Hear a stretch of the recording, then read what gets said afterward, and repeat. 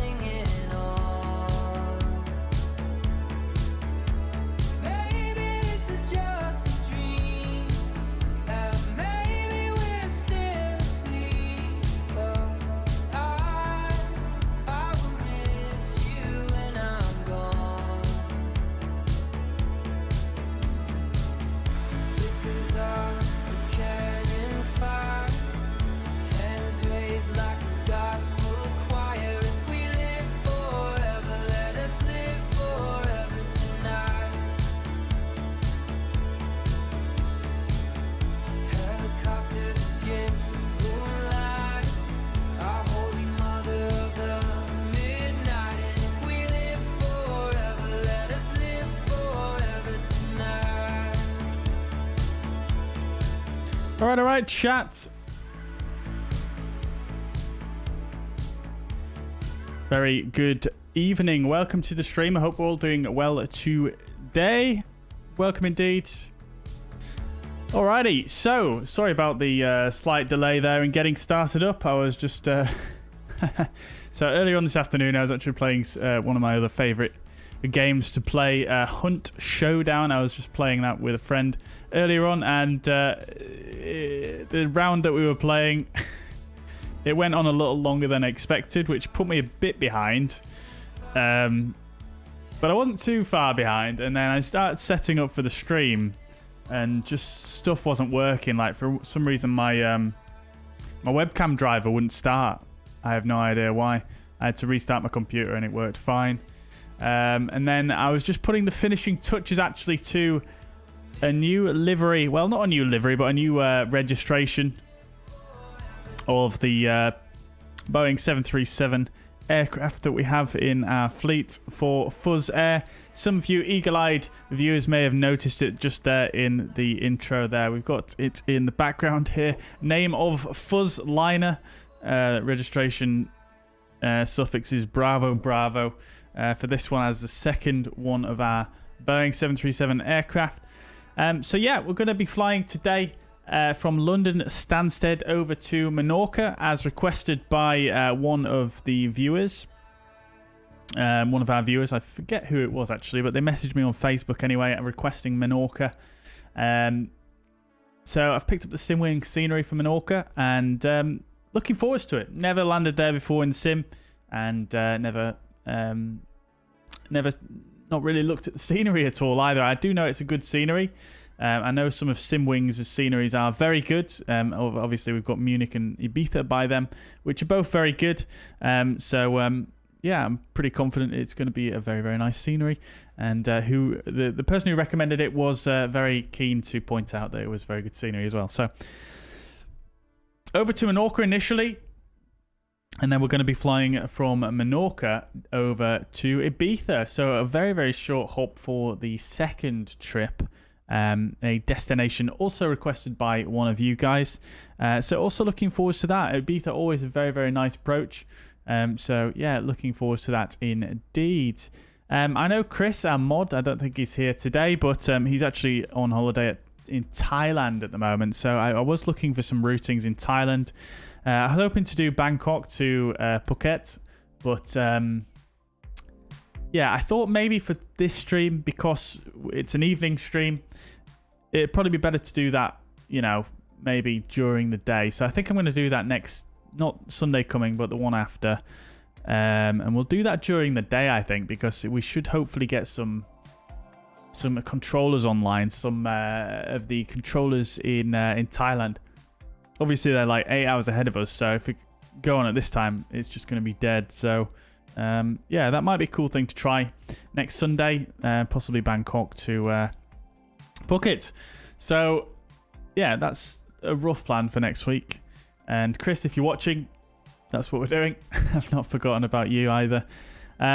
Right, so yeah, looking forward to this routine today. We're flying in the PMDG 737-800 today in Fuzzair.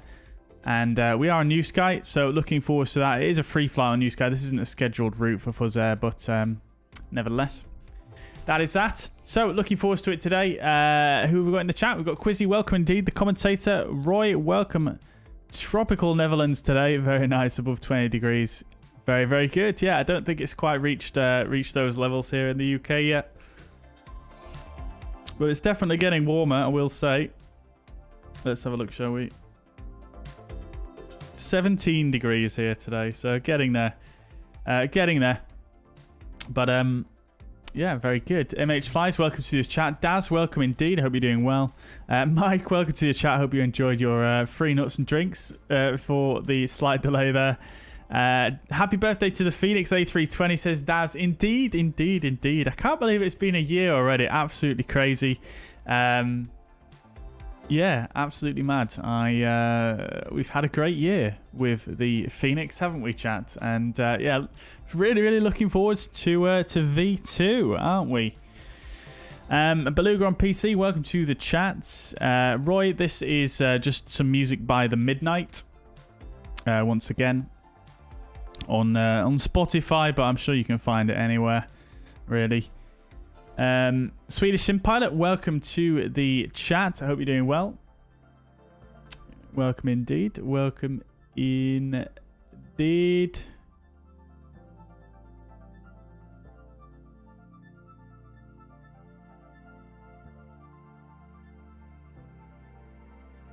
Alrighty, George, welcome to the chat. Just Uncool, welcome. Matt Haynes, welcome indeed. Oi, oi, welcome. Brian, welcome to the chat. Jesus, welcome. Hope you're doing well. Mike says, far too many free drinks to the delay. I may be boarding in my budgie smugglers. Well, we'll have to make sure the cabin crew can guide you to your seat in some form of sheath to cover the... I mean, probably fairly unsightly sight, I'm going to say. Budgie smugglers is not a good look for many people, are they, really? So, yeah. We'll put you at the back, dude. Aviator, welcome to the chat. Welcome indeed. Welcome indeed. Alrighty. Cool. So today, let's get rocking, shall we, chat? Because I am running a bit behind, as you guys are well aware already. So let's get cracking. It's a bit of a longer flight than normal today, so let's get going, shall we? Alrighty. So we're here on the ground at Stansted. We are on VATSIM today. As you can see, there are some people here with us. We've got a lovely Jet 2 737-800 over here.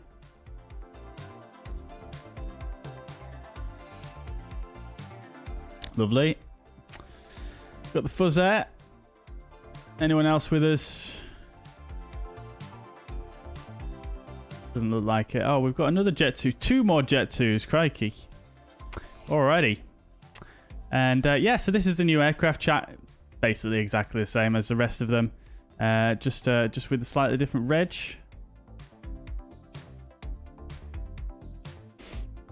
And a slightly different name on the front, and obviously different reg down here as well. Fuzzliner. I thought Boeing, Dreamliner, Fuzzliner. Let's go. Only thing I need to change on it is this reg, which is still the old one, but I'll get that fixed in time. I just didn't have time to do that today because I need to break out the paint kit to do that. So yeah, let's get rocking and rolling, shall we? Oh, look at that. Speaking of Dreamliners. Lovely 2E Dreamliner there as well.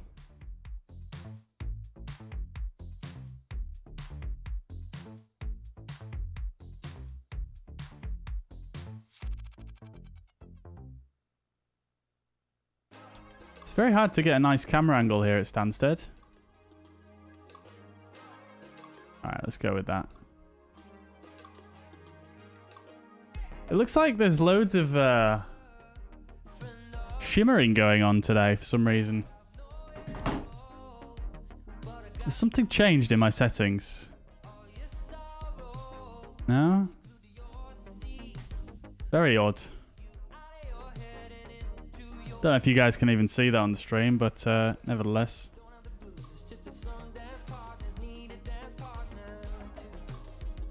Righto! So, let's get rocking, shall we?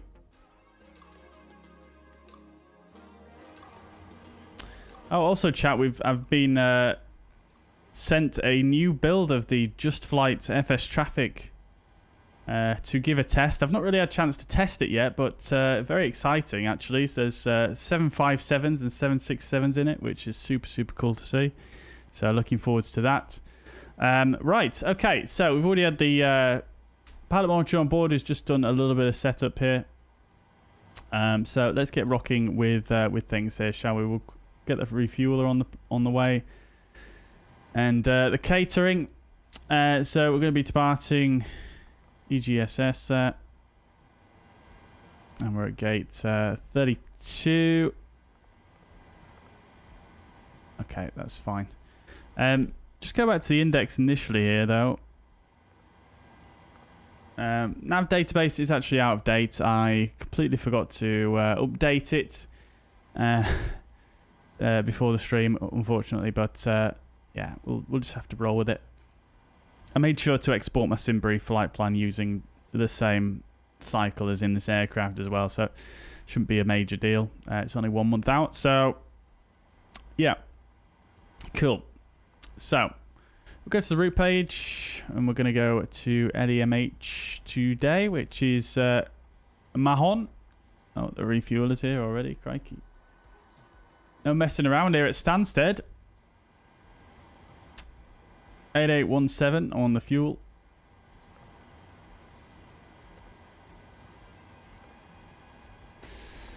Right, so we haven't briefed the OFP, have we? I'm keen to get underway here.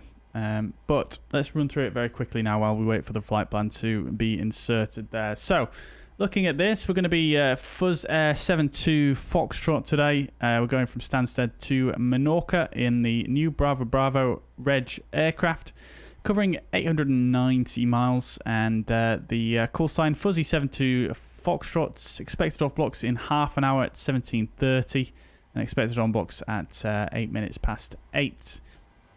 Takeoff weight is going to be 65.6 tons, and alternate Barcelona. Initially climbing to flight level 350 for our cruise, and then stepping up to 370 at Bognor, and then down to 130 after Dunes. And from there, trip time is going to be 2 hours and 10 minutes. Alternate 33 minutes from Mahon to Barcelona. Block fuel we're taking is 8,817 kilograms, as you've just seen us load in there.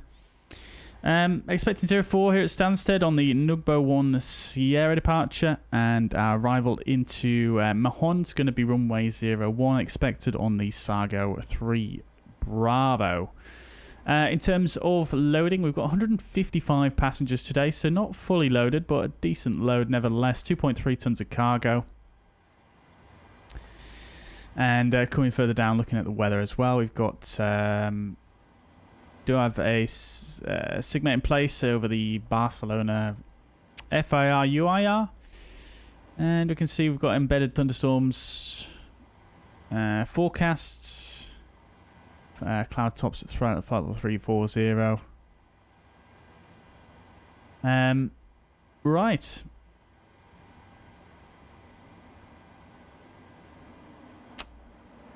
Possibly won't affect us for this flight. We'll possibly fly just straight over them, but we'll have a look at the charts in just a second. Weather at Stansted, absolutely fine. Nothing to worry about there. With some CBs in the vicinity. But nothing else really to worry about. Weather at Menorca also looking pretty good as well. It's actually cooler in Menorca than it is here in the UK at the moment. That is pretty wild. Okay, and it's quite windy as well in Menorca, to be honest. 19 knots from the north-northeast, so yeah, it could be quite a spicy arrival, potentially. And then looking at the charts, we've got initially out to the west and then south, over France, and then just over Barcelona there. Into over the Balearic Sea and into Menorca. Right, cool. So our flight plan has come in now from the company, and we'll go ahead and just select runway 04 here as well. Let's just see, do we have an ATIS? We do actually have our ATIS. Runway 04 is in use. Good, okay. Great stuff. QNH 1026, which we already have set. Okay, grand. And we're going to be Fuzz 72 Foxtrot as well. So quickly checking. Quite a long route this, so just going to very briefly, very quickly go through it. Yeah, that all looks good. So we'll go departures 04, and we're expecting Nugbo 1 Sierra. And then arriving into Mahon. We'll stick it in now for fuel planning purposes. Sargo 3 Bravo.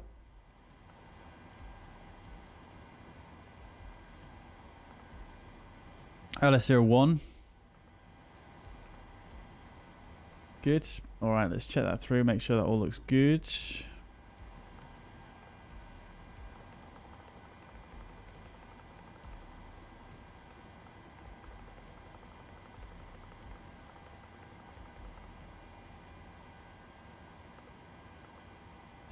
We have a disco there, but we can leave that there for now. Good. Right, that all looks fantastic. So, activates and executes. Good. Alternate's going to be Barcelona. So we'll just stick in there. Okay, so costing it to 26. Reserve fuel is going to be a... sorry, I just keep scrolling past it for some reason. 2.5. And then zero fuel weight, we'll go ahead and stick in here as well whilst we're at it. So it's 57 tons on the dot.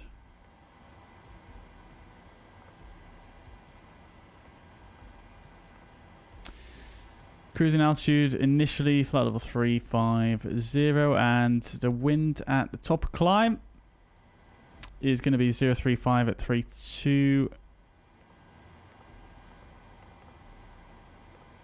Should give us a nice bit of a tailwind component for the trip.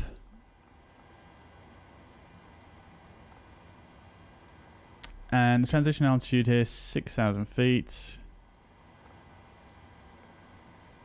Good. Okay, so we'll do a 45. We'll just do our standard sort of D rate here. Like so. Flaps 5. Good. Okay. Lovely stuff. Right, so V2 145.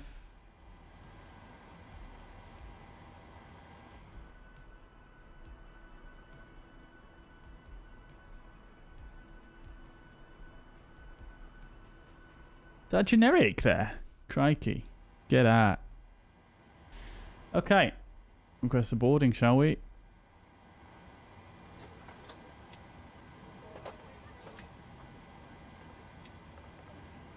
Right, so we'll just finish up with the FCU here.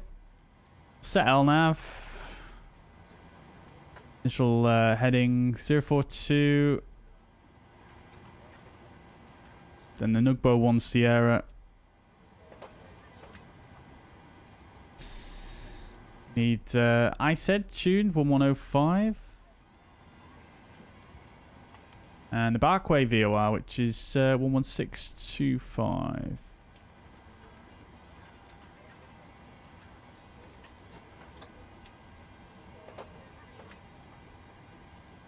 So I'll set 280 inbound initially to Barkway. Then we'll leave that on the 258. Good. We'll put 258 in here.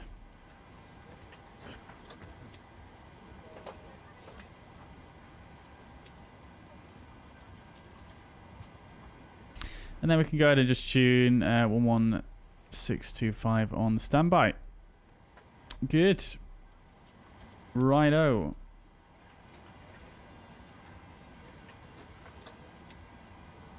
That's all set. Grand.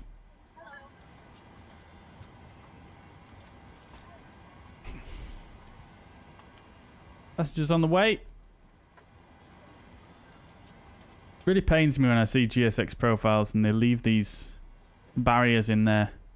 It's so rare to actually see those at an airport, I feel like. Or at least isn't my experience. Right. Okay, so let's just check the overhead, make sure there's nothing else we need to do here. We'll get the hydraulics on now. The electric hydraulics. We'll set our initial altitude 350, was it?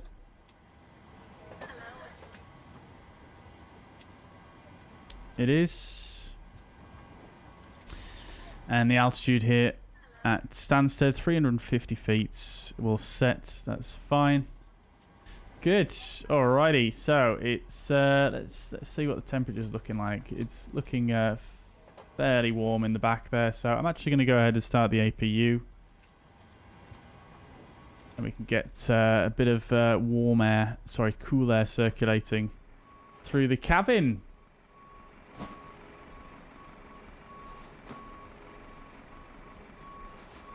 Lovely piece of freeware. It is, yeah, it's great freeware, this scenery. Patrick, welcome to the chat. Hope you're doing well.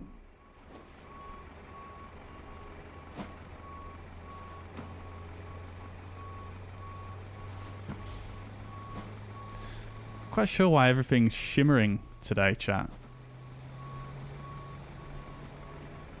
You see that?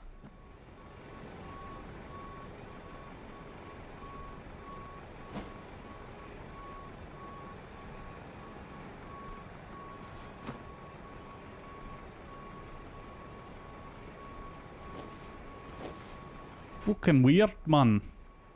Hang on.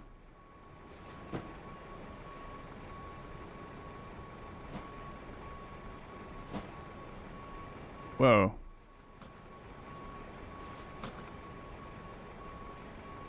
Yeah, I don't know.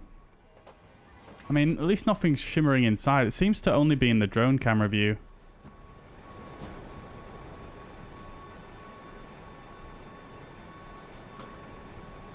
Frame rate's actually dying right now.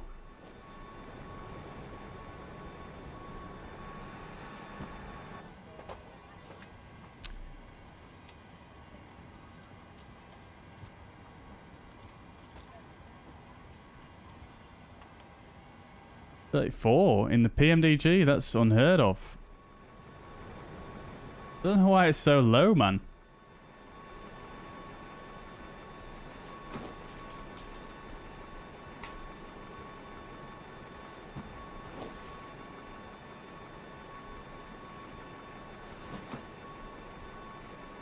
This aircraft here is supposed to be a call sign Romeo Uniform Kilo.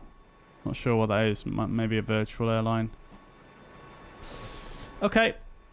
Anyways, let's get our clearance, shall we? Whilst passengers are boarding.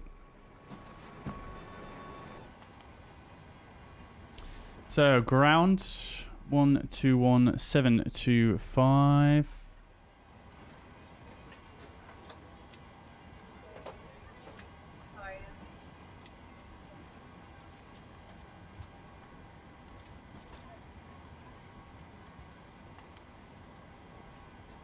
Oh, hang on one sec. Chat, I've got Amazon calling me. One moment.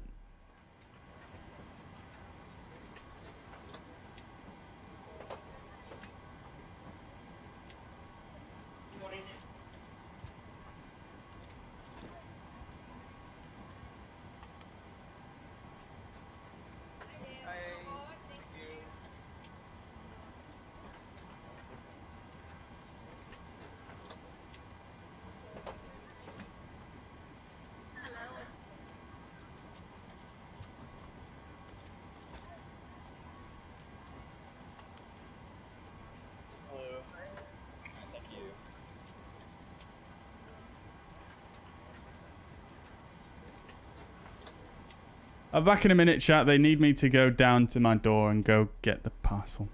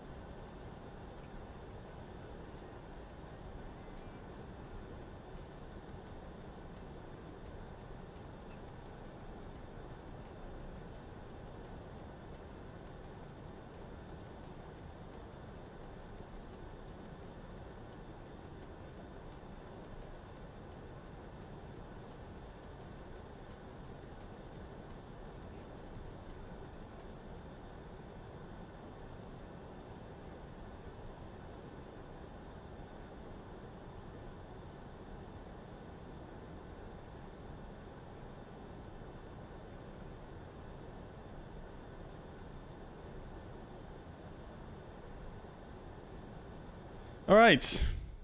I'm back. Sorry about that, chat. Took rather longer than I thought it was going to do.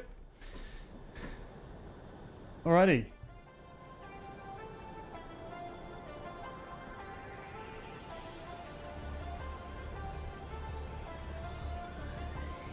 Okay.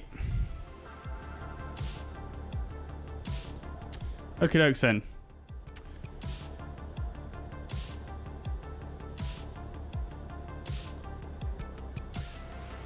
Let's get a clearance then, shall we?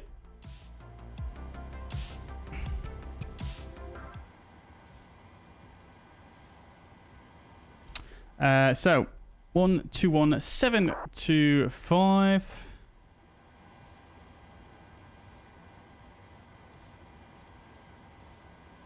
Max 4 Alpha X-ray. Looks like you've turned left onto Juliet. You could have stayed on Hotel and then right onto Lima. What are your intentions?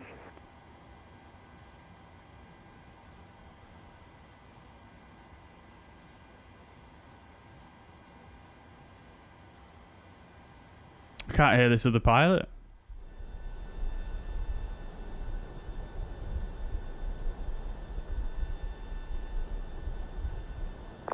Also, since I've recalibrated my monitors this week, chat, and the sim looks even more bluer than, even more orange than I thought it did. 216 November Alpha. You can continue on Juliet, left onto Hotel, right onto Kilo, hold Kilo 1 for I-04. Oh, he disconnected. Right. It's taxi Juliet, Hotel, round Kilo, and hold short Kilo 1, 216 November Alpha. No, it was the right. It was the RUK one. You're going to go onto Lima, and then left onto Hotel, right onto Kilo, hold Kilo 1. Oh, there's a 757 here, chats. Juliet, left onto... Oh, baby, I'm gonna have to just set up the model matching for that real quick. Real quick. Hang on. So it's a Tomjet 757.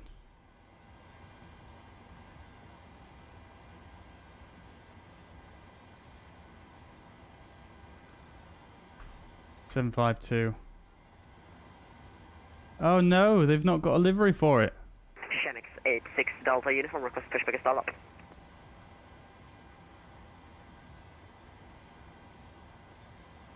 Fenix 86 Delta uniform, stand 45 left, push and start through, face west. Pushback is set up approved, face to the west, Fenix 86 Delta uniform. Oh well. Okay, never mind. That'll save me another task. Could you confirm that's Hotel and then hold short Kilo 1? Roger. Right. So, let's get our clearance. Finally. 216 November Alpha, currently on Juliet. You're going to transition naturally onto Lima. You're then going to turn left onto Hotel. FSLTL, I believe, does, though. I can't remember why whether FSLTL. I don't think FSLTL has a 757, does it? No problem. Can't actually remember, to be quite honest. They have 767s, but not 757. Might be wrong about that. I might miss the 757s.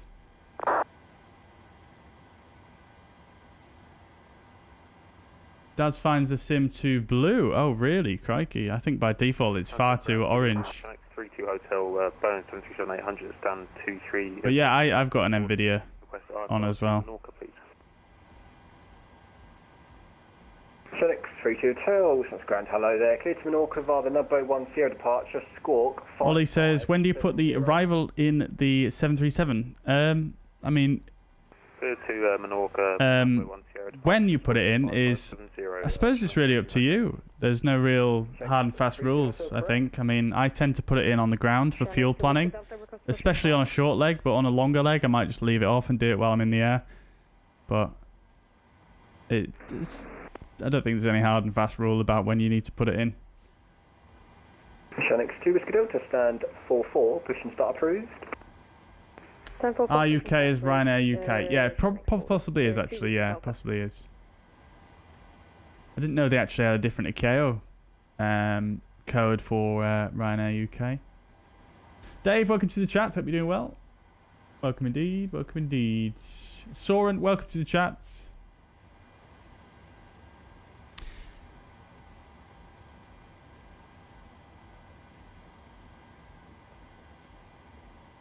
Stansted Ground, very good evening. Fuzzy 7-2 Foxtrot, Stan 3-2.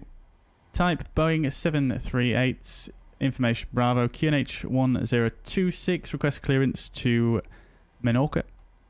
2 stations at once. 2E16 November Alpha. Contact London 119.775. Have a safe flight. Once London 119. What? I did not hear that guy. Bye bye. Last station. Requesting clearance for your call sign only, please. Fuzzy 7-2 Foxtrot.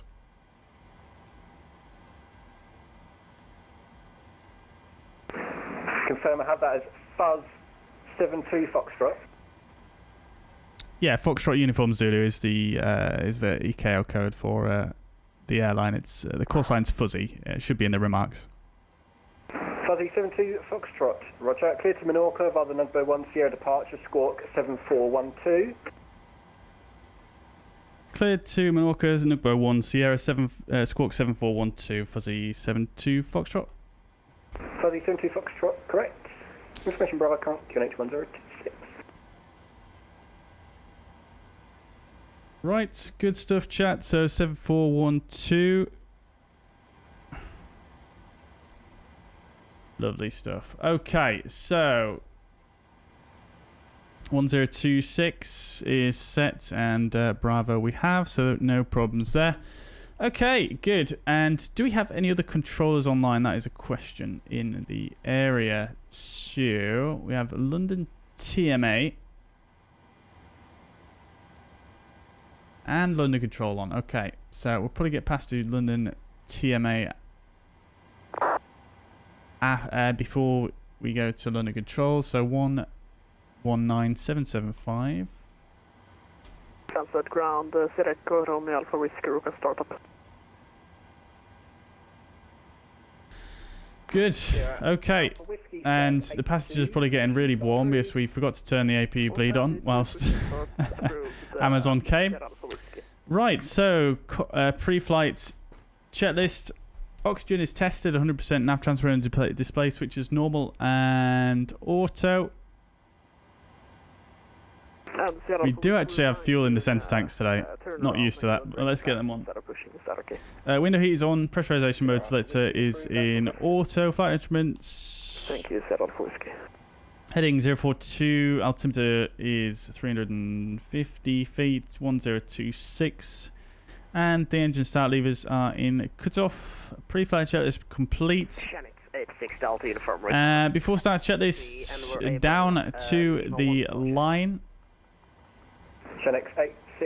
Flight deck door closed and locked. Fuel is 8.8 tons. Pumps are on. Windows and doors are closed and locked. MCP V2145, altitude 5,000 feet, heading 4042. Off brake is RTO. Takeoff speeds are 424345. Parking brake is actually not set. Sierra Whiskey, red taxi. Like rate sets. Rudder and Airline Trum 3 and 0. Taxi and takeoff briefing we shall do now. Departure checks completed. Taxi to inspection Lima runway 04 Sierra Whiskey. Sierra Whiskey, confirm, are you able in section Lima for runway 04? I see. Yes, we are able in section Lima. Okay, so departure briefing chats. So we are departing from London Stansted. This is a 30-9. Airport elevation 348 feet. So we're departing runway 04. We're currently parked on apron Bravo at stand 15. No, not 15. We're at stand 32. Which you can see is here. So we'll expect to push back facing to the north.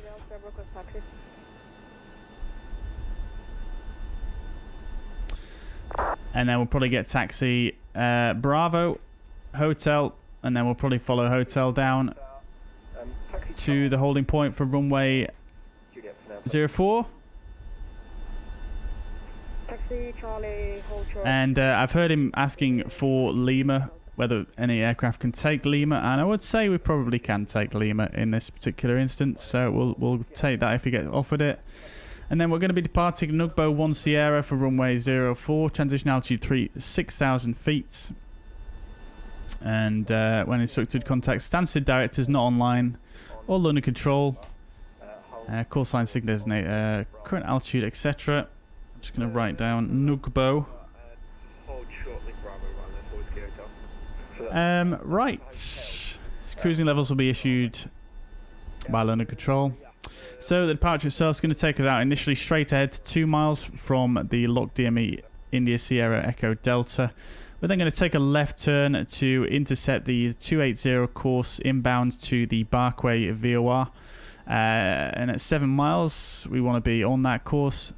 By 5 miles, we want to be between altitude 3,000 and 5,000 feet, and then continue out to Barkway itself. 5,000 feet is the required altitude there. And then a left turn 258 radial towards Nugbo, again 5,000 feet. So it depends how busy it is, whether we get cleared up that high. Higher than that initially, but we'll just have to pay attention to ATC. As you can see, due to interaction with other routes, do not climb above 5,000 until instructed. Weather is good, as we've already looked at. We'll just get an updated look at the weather here. We can look at the ATIS here. 350 at 7 knots. And taxi by Juliet, Lima, and hold Lima 1. Yeah, not too bad. Not too bad at all here. Nothing else to say, really.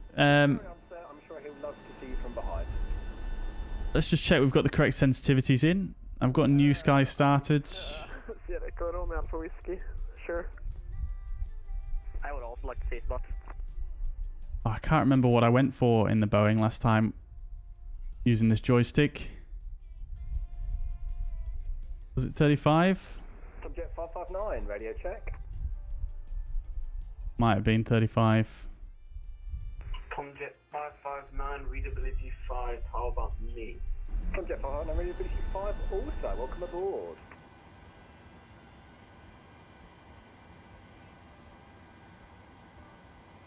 Right. Fuzzy 72 Foxtrot stand 32, request push and start. Fuzzy 72 Foxtrot stand 32, push and start approved. Push and start approved, Fuzzy 72 Foxtrot. We'll just go on to the middle. Right. Beacon light on. Right, 4 Whiskey Hotel after the rich person's jet and a Ryanair, sorry, a jet to 737-900 passing. Okay. Left to right, taxi into I can't hear no. Bravo, stand 33, caution, the Fuzzy 72 Foxtrot's pushing back on stand 32. Oh, that's why. We're going to... Fuck. Well, it's already passed. We're going to taxi on to Bravo and stand 33. That freaking Amazon man absolutely ruined my flows here. Right. Should be good now. Fenix 86 Delta uniform ready for Lima. 86 Delta uniform, contact London Air 119-775. Good day. Confirm 119 or 775, Fenix 86 Delta uniform. Confirmed, London now 119-775. Have a safe flight. 119 775. Have a lovely evening. Bye bye. Right. Okay. We've got a fault there. CDS faults. Fuck.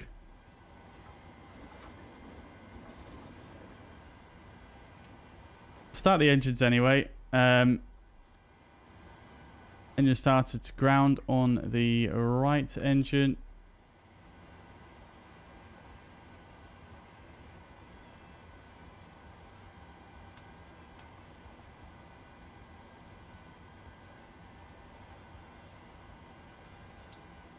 Don't know why I turned the APU bleed off, to be honest.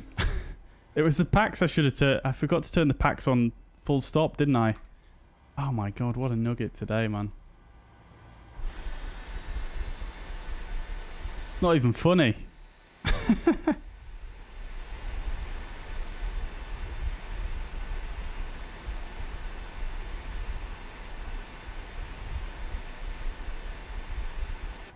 Right. Please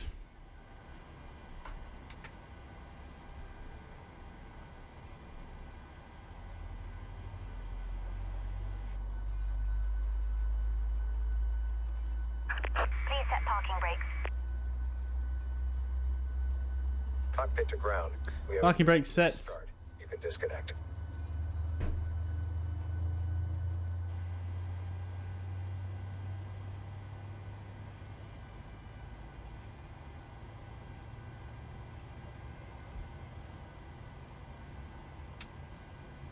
Alright, start to cut out. We'll go for left engine starts.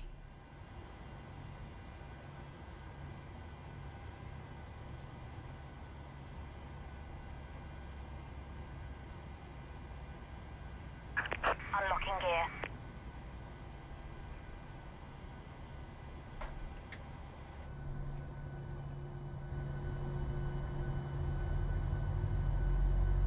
Sierra Alpha Whiskey, contact London now, 119.775. Have a safe flight, goodbye. London 119.775. Tow truck disconnected. Bypass pin removed. Left is clear. Right is clear. Lovely. Oh, beautiful. Tomjet 559, request push and start. Okay, start to cut out there as well. Jet 559. Righto. Holding Tomjet 559.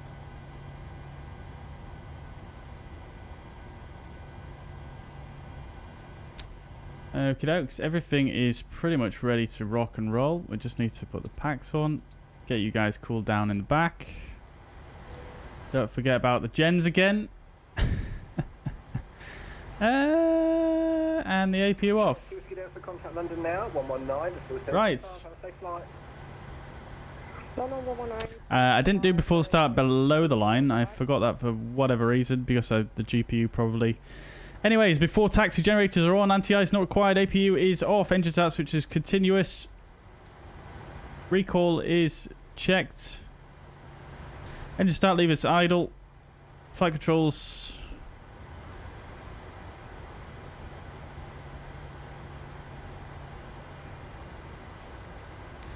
Checked. Ground equipment is clear. 4 taxi checks complete. Fuzzy 72 Foxtrot request taxi. 72 Foxtrot, are you able in section Lima? Would you require full length from 04? Yeah, we can take Lima. Fuzzy 72 Foxtrot, roger, taxi holding point Lima 1 from 04 via Bravo, Juliet and Lima. Taxi Lima 1, runway 04 via Bravo, Juliet, and Lima Fuzzy 72 Foxtrot. Right, good. Taxi lights on. Parking brake released. Let's go, chat, finally.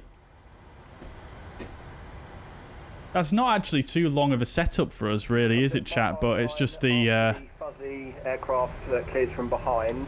It's just the lateness of the stream, really, I think that's... Was the aircraft from behind push and start approved from jet 500? This is the Tom Jet that was just speaking there.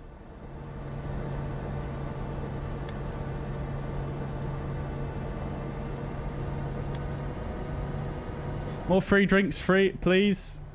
The heat in the back has made me lose 3 stone. How is that possible? You're just wearing budgie smugglers, dude. US 69 Alpha, readability 5. Thank you. Over. Right, so taxi is as briefed. No, it's not. Taking a left onto Juliet. It's going to be the first left here, and then following that down, and then a right onto Lima. I think I did this exact same briefing, actually, last time we departed Stansted. Right, 5.91 on the trim. Got information bar for QNX 1026. Request clearance please to Edinburgh. BMAX 69, that's Grand, hello there. You clear to Edinburgh via the Utava 10 departure, Squawk 0751. Okay, quick to Edinburgh, Utava 10 departure, Squawk 0751. Lovely stuff, chats. Lovely stuff. Correct. Dave's going to join on the second leg. Very good. Look forward to having you along.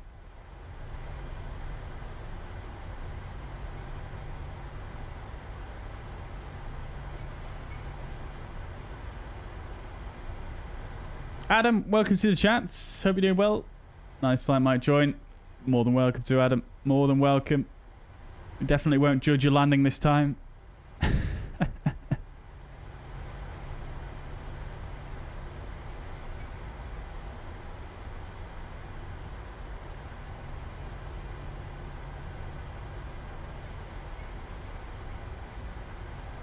SX-ATC always sound like gangsters, you think?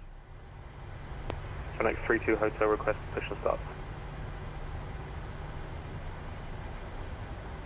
Fenix 32 hotel, stand 23, push and start approved. Start approved, Fenix 32 hotel. Oops.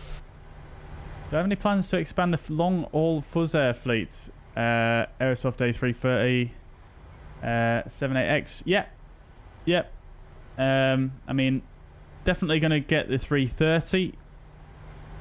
Definitely going to get the I mean, I've already designed one actually for the 330. So just waiting for something to happen with that, and then we can get that done. 787. I mean, I think, to be honest, what this airline is all about really is you know, it's about promoting aircraft that are, you know, good in the sim. You know, aircraft that that I would enjoy flying, basically. You know, like the PMDGs, the Fenix. We do have the ATR. I mean, the ATR is a bit of a borderline, I suppose, at this moment in time. I mean, I enjoy it, but it's obviously nowhere near as detailed as these aircraft. So we'll have to see how the 787 pans out. I mean, it does look good from the updates, but it's still not that good, to be honest, from what I've seen so far. So we'll have to see how it all pans out, really, regarding the 787. I mean, I could do it if enough people request it, but yeah, just want to bear that in mind as well. Okay, so before start checklist, flaps 5 green lights and trim is set to 5.901.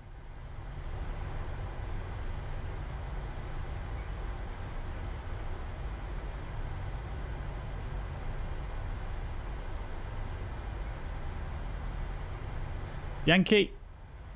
Lima's the next one. No, it's not. 2 more. Crikey, let's get a move on.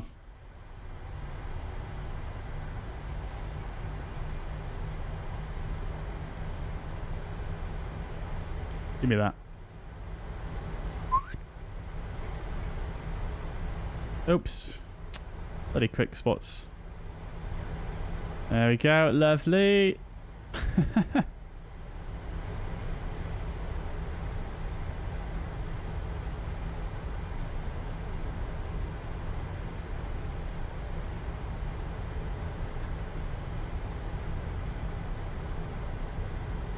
Righto, all the checklists are complete. We're ready to rock and roll.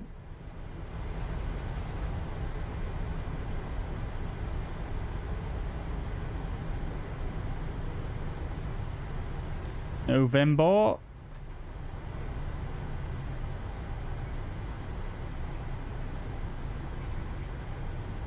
Ryanair hangar. Rare sites.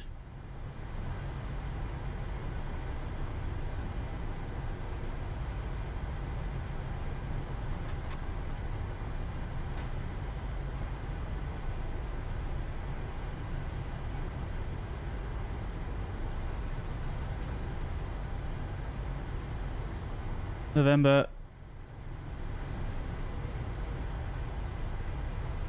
And Lima on the right here.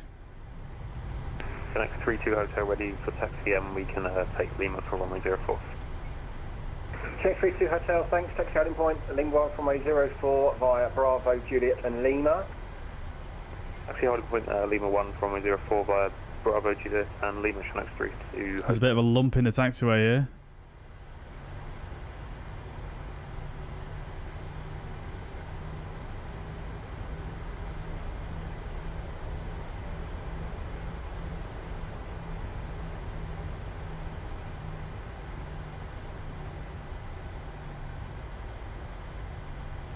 Fuzzy 72 Foxtrot, contact now 119.775. Have a safe flight. 49775 Fuzzy 72 Foxtrot. Thank you. Have a good evening. Slur my words, huh? Right. 907 Yankee Delta Stand 500 easy 18 altitude. Get the TCAS on.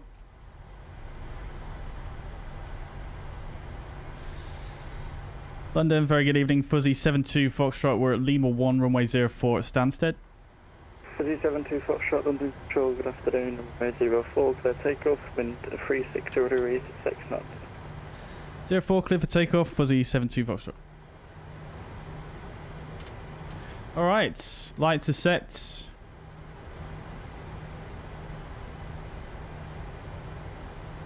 We'll be going to 129425 next, I think.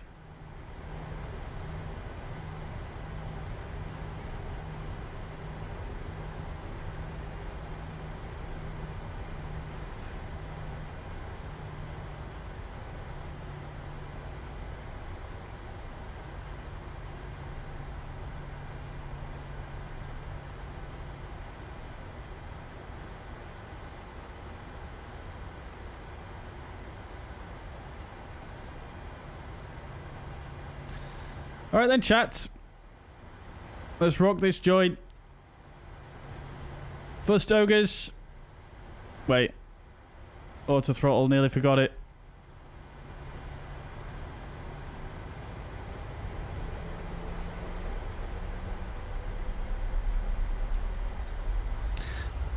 N1 Toga.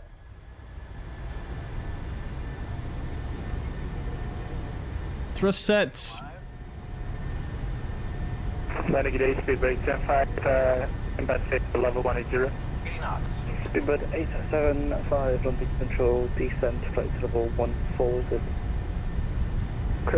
0, speedbird 10-5. Easy 18 Alpha Juliet to report your cleared level to London 129.425. Roger, 129.425 with the cleared level, or easy 18 Alpha Juliet. Speedbird 76, crossing 3000. Positive rate, gear up. Good afternoon, climb flight level 140. Definitely need to work on that sensitivity. Fly headed 350 degrees. 350 degrees, speedbird 26.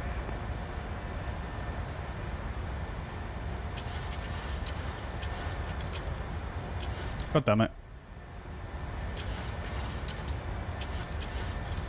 Alrighty, N1, let's bug up.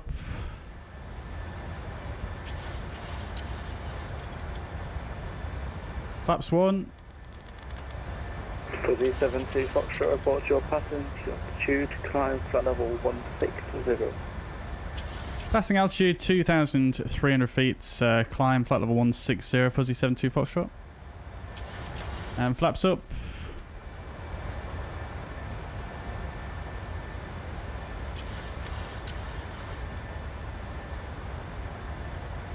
VNAV speed.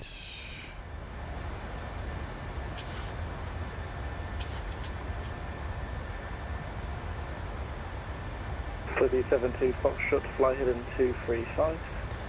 Gliding 235, Fuzzy 72 Foxtrot.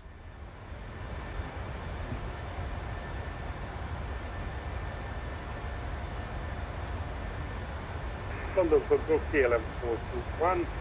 Look on holding short, Bravo to holding point, ready for departure, runway 07. KLM 241, do you require a backtrack? No, Bravo 2 is acceptable, KLM 421. KLM 421, remember 07, clear takeoff, 7.010 degrees, 9 knots, custom 20 knots. Please for takeoff, runway 07, KLM 41. Alright, set standards. N1, VNAV speed. London, good evening, Flight of 160, heading 235.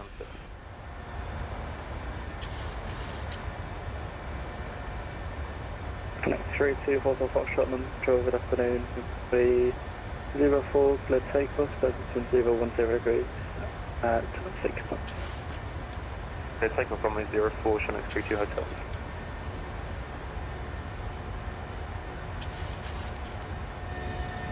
Oh, baby.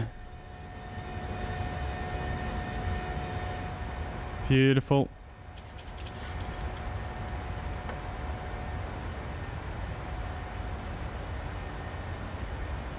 Water brake can come off. We'll get the gear off as well.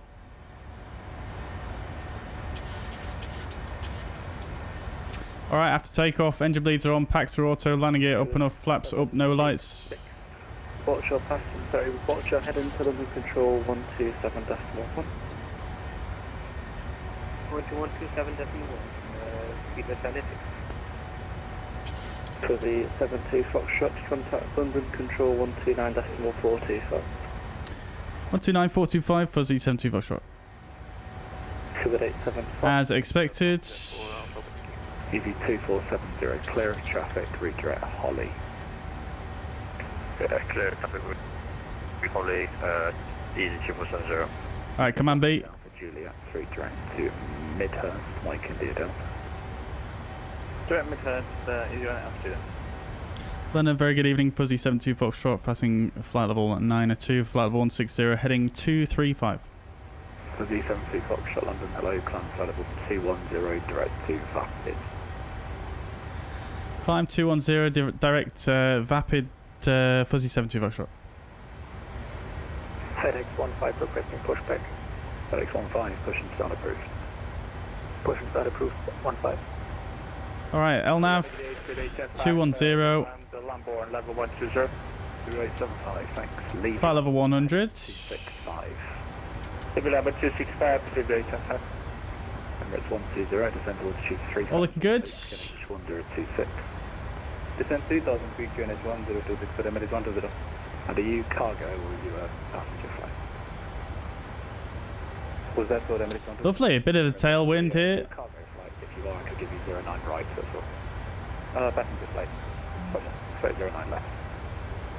A copy 09 left for Emirates 120. Okie dokes then, chats. Lovely stuff. Not too shabby.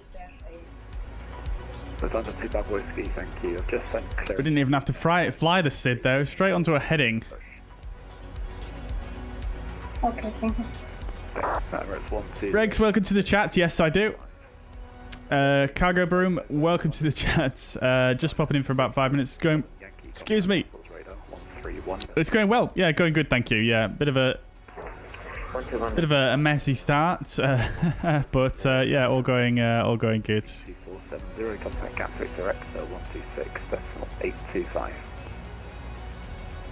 126.825, easy 2470. Alrighty, Stian. Welcome to the chats. Vipers Racing, welcome to the chat. How get sound pack? We're not using a sound pack here. This is just the PMDG 737 default sounds. You Manchester 24 with you passing 3000. Request Airways joining clearance on track. Headwind A330 getting VNAV soon. It is, yes, I believe so. 1155 with ident. Manchester 24. Lovely stuff. For the 70 Foxtrot, climb flight level 330, direct to Bognor. Climb 330, direct Bognor, Fuzzy 72 Foxtrot. 1401, we have lost one engine, request emergency. Master caution. Okay, 1401. Little shortcut there. You can't have priority because there's somebody else. Okay, so what's occurring? Turn right 280 degrees. Left fuel pump. Turn right Okay. 0 degrees. We're out of fuel in the middle tanks, that's fine. We'll turn those off. Sorry, Charlie, thanks. Clear for takeoff 09 right, so between 3605 knots. Clear for takeoff 09 right, Canadian 78 Charlie. Okay, 1401, it looks like you're descending and you're very close to the ground. You need to disconnect, so we haven't got the... It's too busy to deal with your emergency today, so either fix it or disconnect.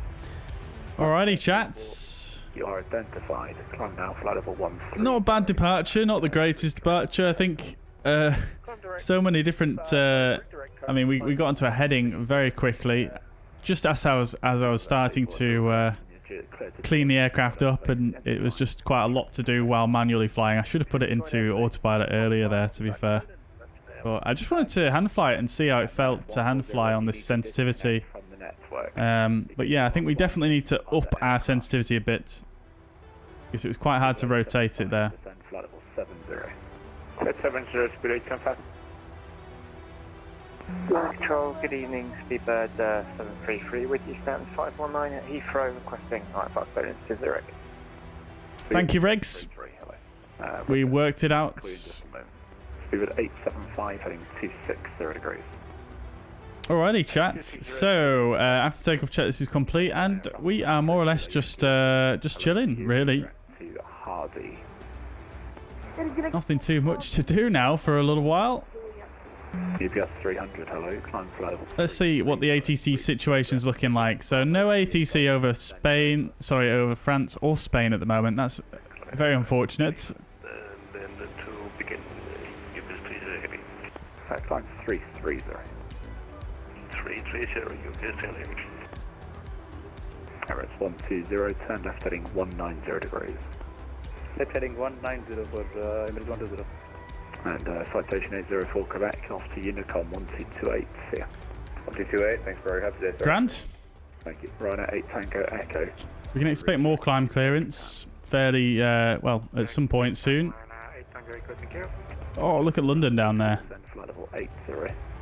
Sun level 80, subject 4 Alpha Whiskey. Flight level 1401, I have no idea what you're doing. Supervisor's on its way. I think you should just disconnect.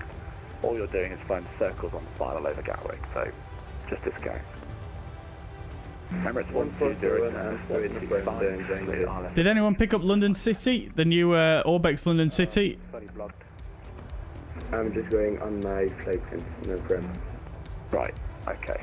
Emirates 120, time left 1. I did pick it up myself. I did want to do a comparison video, but I've just not had time yet.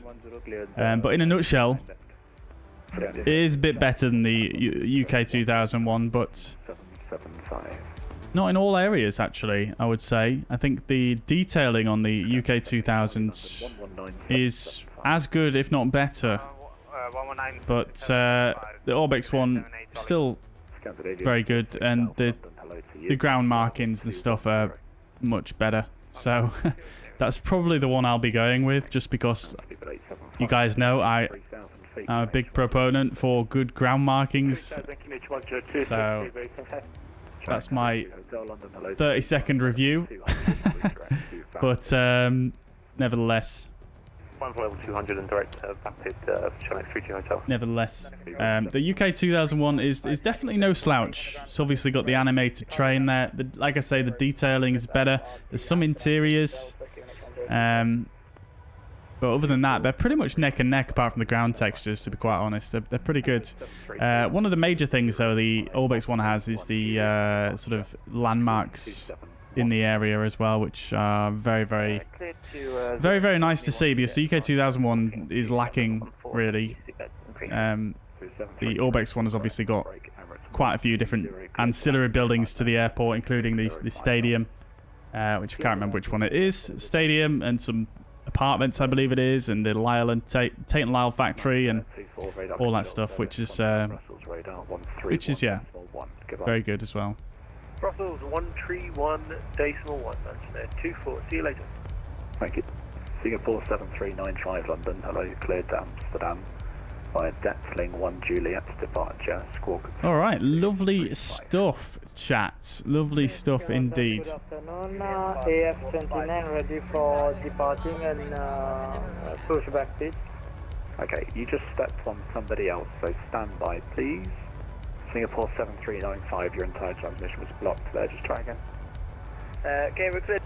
Detling 1 Juliet, squawk 5235, Singapore 7395 heavy. Singapore 7395, that's all correct. UPS 300, you can route now direct Coxie, Kilo, Oscar, Kilo. Direct Coxie, UPS Charlie Heavy. Thanks. London, good evening, November 325 Charlie Juliet on the ground at Bijan. We are CJ4, request clearance to Amsterdam. November 325 Charlie Juliet, London Control, hello, you're cleared to Amsterdam via the Dagger 2 standard departure route. Maintain 2,400 feet. squawk 2171. Right, chat. Cleared Amsterdam on the Dega 2 departure, initial... I do feel like we're on for a perfect 10 so far on New Sky. Just the takeoff was a little bit off centre line, mainly because of my sensitivity, but I think we were probably within the margin there. Start approved on 1026 and Wilco, November 325 Charlie Juliet. So I think we might be good. So as long as we don't fluff up the descent and landing, we should be good to go, I think. First CZ58 November Charlie London, climb now, flight level 190. Can't wait for East Midlands, yeah. Yeah, looking forward to that too. Should be really, really good, that. In fact, that's probably set to be another entry into the top 5 best sceneries for the sim, I imagine. 120 degrees, one localizer established, descend with the guide path. Oslo, London City and Ibiza on my list. Yeah, so pilot TY, pilot Ty. There's an also being made by Joe Erland with Aerosoft as well. So I would advise waiting for that if you've not got it already, to be quite honest. That one's going to be epic. Obviously Joe Erland, same developer that made Brussels. And Cologne Bonn, if you've got that. Cologne Bonn, Trondheim. Yeah, that's going to be absolutely epically good. The Orbex version does look very good, I have to say, but I feel like the Joe Erland one is just, again, it's just going to absolutely smash it out of the park. 4 Alpha Whiskey, contact Gatwick Director 126, that's what 825, good night. London City, yep, good one. Great airport to have, to be fair, very challenging approach. One of the first airports I bought for the sim, I think, actually. And Ibiza, yeah. I mean, we're flying into the Simwings Ibiza today, but there's also the Inibuilds Ibiza as well, isn't there? I don't think there's too much in it between the two of them, but I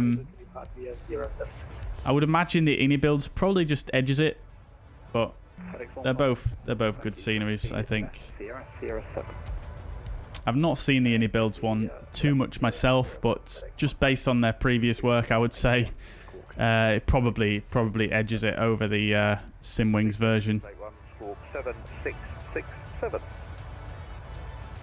Okay, chat, so here's a question for you. So Sunday we're doing the event between La Palma, 733, thanks, push and start approved. between La Palma and Madeira. There's a shuttle event on between the two airports. Now, earlier on I was looking at potentially getting the Simwings scenery for La Palma. Flight level 310. 065 Alpha London Control, thank you, roger. Fuzzy 72 Foxtrot, request flight level 350. 72 Fox, roger, climb 350 and monitor Unicom 1228. Climb 350, 1228, Fuzzy 72 Foxtrot, thank you, have a good evening. I can't say those words too fast. Have a good evening. Right. So we're going to Unicom anyway. We're cleared up to 350. Pushback approach, south. Okay, there we go, chats. Lovely stuff. So, yeah, like I was saying, so I was looking at La Palma by Simwings for the event on Sunday, but I had a look at it, and to be honest with you, it doesn't look like the greatest scenery. I know Simwings have done some good sceneries for the sim, but La Palma doesn't look that great, I can't lie. It doesn't look particularly... Yeah, it just doesn't look great, I don't think, in my opinion. So I'm intrigued to see, guys. I mean, basically all of the Canary Islands, the sceneries, all of them are by either Simwings or MK Studios, I think. And I'm not sure which one to go for. I mean, I think what we'll probably do is, because I don't really want to spend money on a scenery that I know is not great, like La Palma. So what I'm thinking we do instead is we fly out of one of the other island airports in the Canaries, because it's still going to be, you know, we're still going to be able to join the event there. It's just going to be, I mean, it might be a good thing, to be honest with you, because we could potentially end up departing quicker. You know, there might not be a big queue of aircraft trying to get out at the same time and get the clearance at the same time. So it might actually be better to depart from one of the other islands and then join the flow of traffic over there. So, oh baby. So yeah, just wondering, guys, if you guys have got any of the sceneries for the Canary Island airports, like Tenerife, for example, or Gran Canaria, anything like that. Which one do you think is the best, and which one would you recommend? Because I'm not that convinced, like I say, by La Palma at all.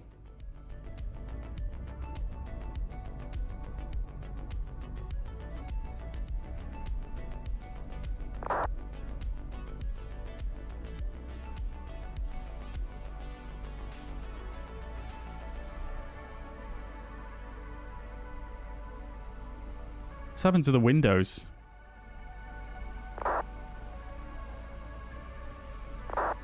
Oh, nice. Lovely, right. No worries, Pilot Site, no worries. Definitely worth waiting for that one, I think. Unless you're desperate for an Oslo. I mean, there's a good Freeware Oslo for the time being, but if you can wait, then it's definitely going to be worth waiting for, I think.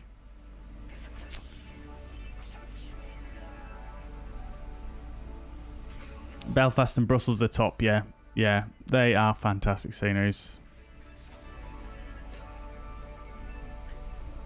Is the PMDG 737 available on Xbox? No, it's not out for Xbox yet. Should be out fairly soon, I think. They're pretty much getting there with the release of it, but it will.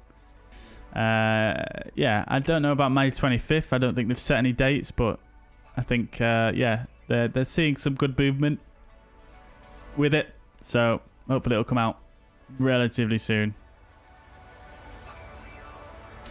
Alright, flight level 350, here we go. Right, Bognor. We've actually already passed Bognor, haven't we? So let's climb. Let's keep on climbing. Flight level 370.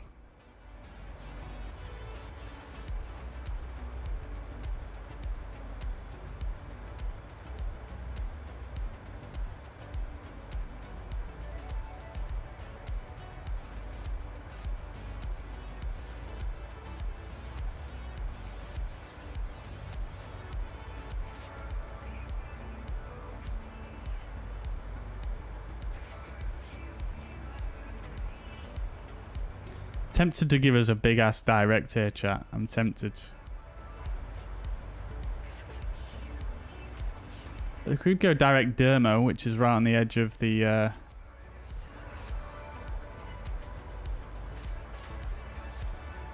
on the edge of Paris. Let's go direct Dermo. See if we're gonna mess anyone up though. Let's just check.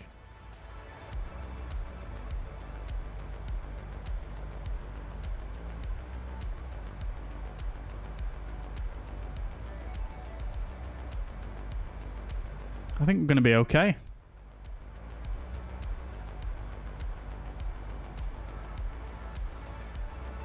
Just cuts off this corner, you see.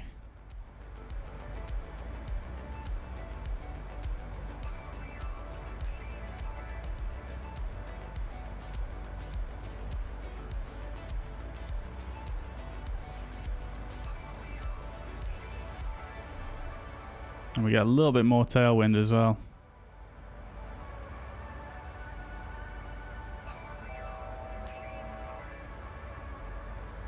Sarkatech, welcome to the chat. Thank you very much, dude. Thank you, thank you. Welcome indeed.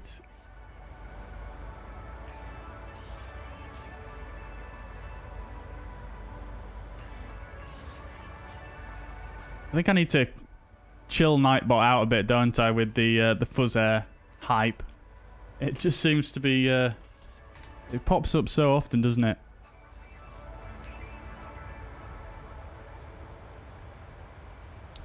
Right.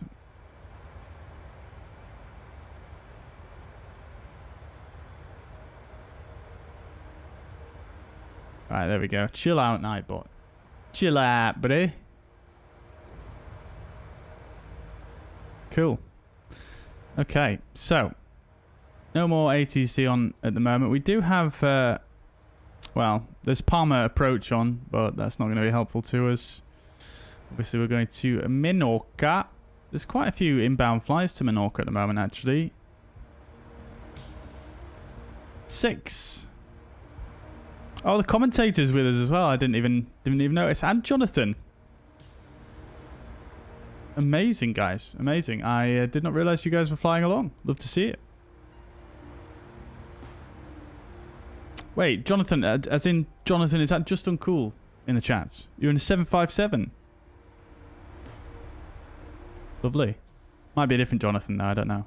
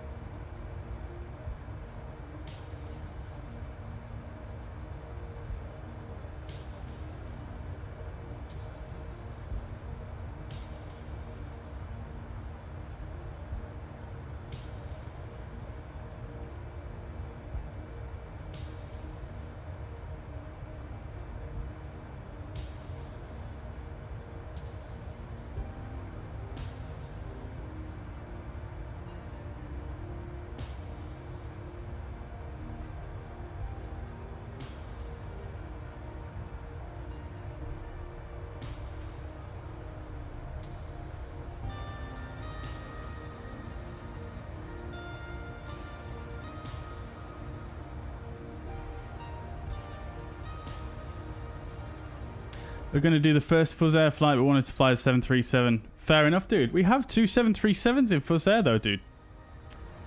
My friends.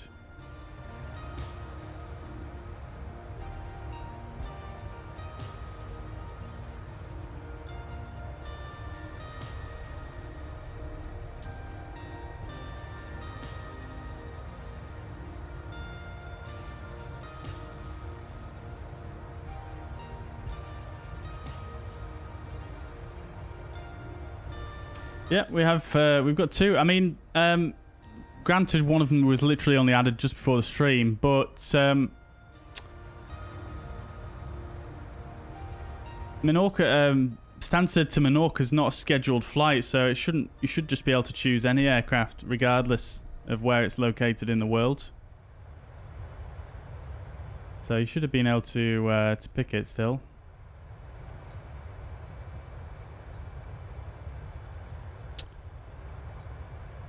There should be 2 on there now, because if you look at current fuzzair flights, I'm flying the Bravo. Bravo.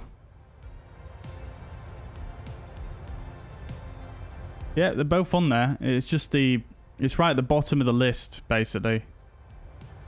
It's not sorted itself properly.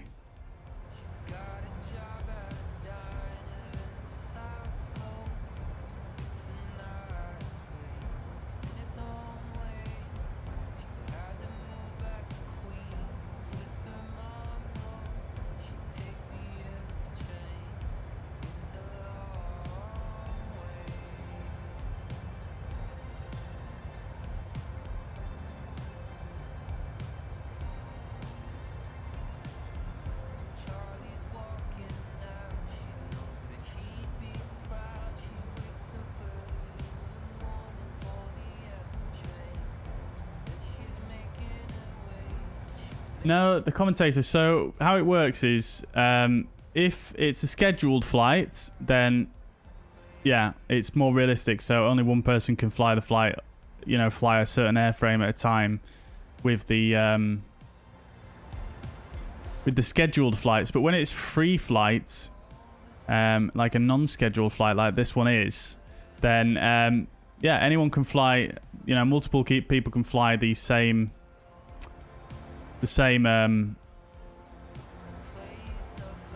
the same airframe. Yeah, it doesn't make a difference. Oh, that doesn't go any further because of the HGS.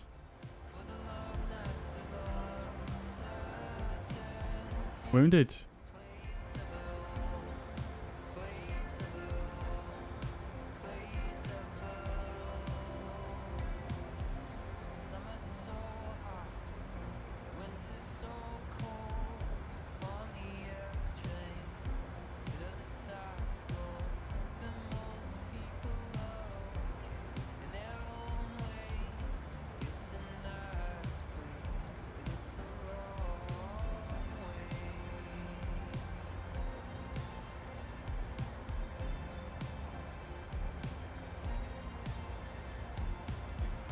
I feel like this should be lined up with the horizon here.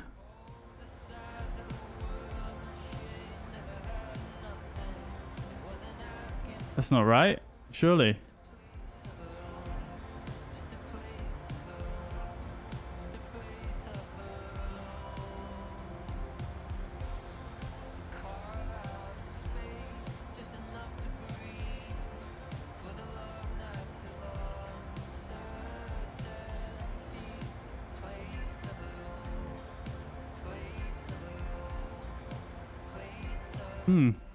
Interesting.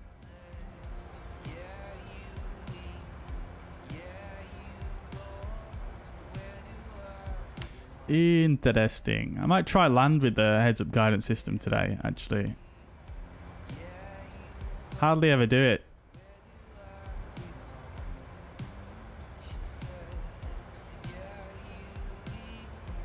But yeah, I'm fairly 100% certain this line should be right on the horizon here.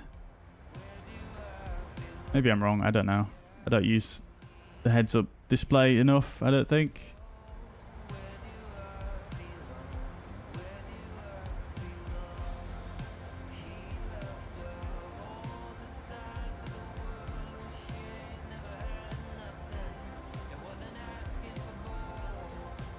Alrighty.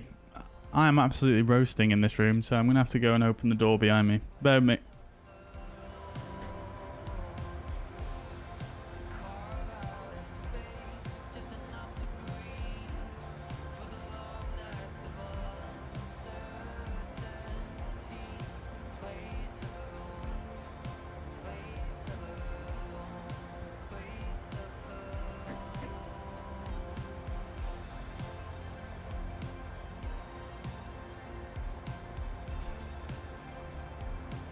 Okay, let's check out the progress then, shall we?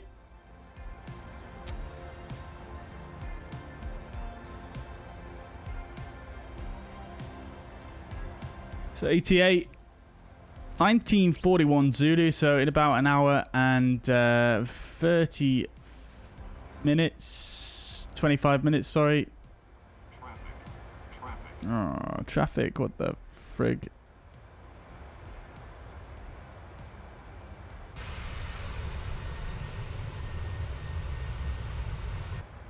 Oh, they're gone. The heck?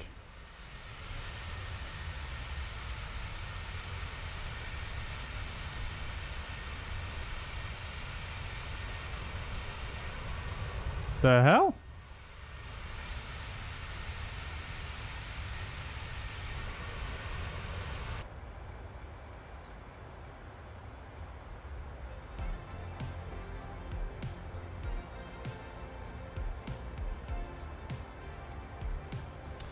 Interesting.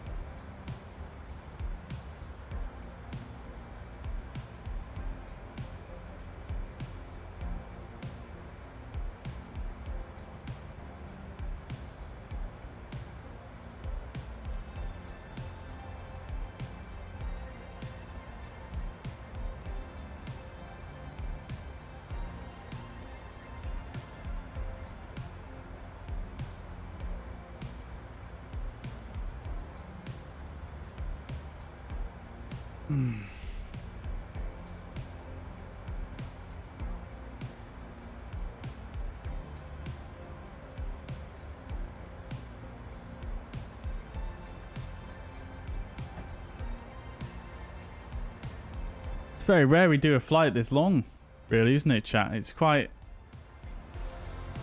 too relaxing, to be honest with you. Far too relaxing. Nothing to do. I was kind of hoping there'd be more ATC on over Europe for this flight, just to make it a little bit more engaging. But there isn't. So we're just going to be chilling for a while here.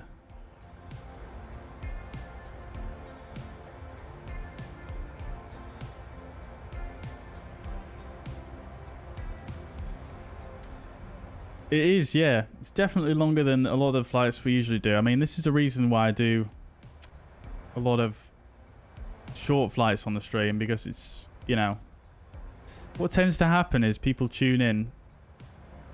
I mean, not everybody this doesn't apply to, but a lot of people tune in when it's sort of approach and landing. And, well, and the takeoff as well, of course. And then in the middle, it just goes a bit quiet.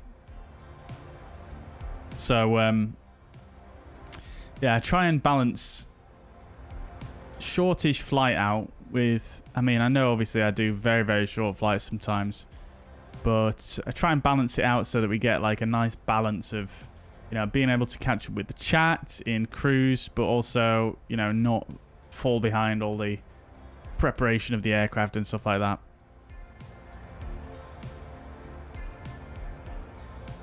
Which I think is perfect for a stream, really.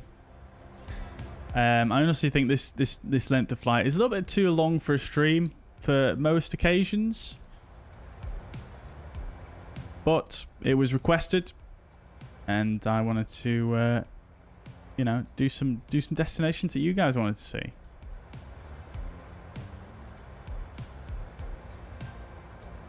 Fly faster. I'm waiting. Yeah.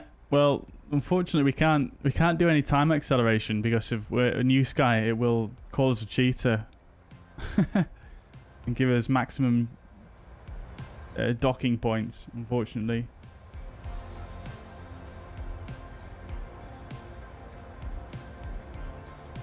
Ouch, the commentator. That's unfortunate. That's unfortunate.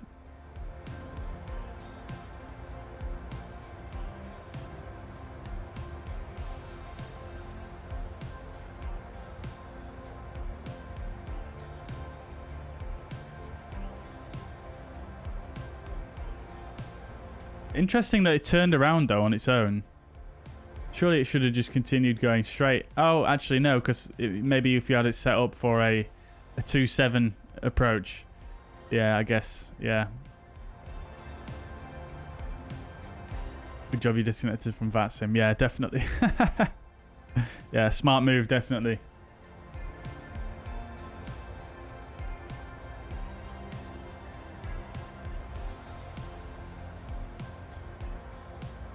No worries, Dave. No worries at all, dude.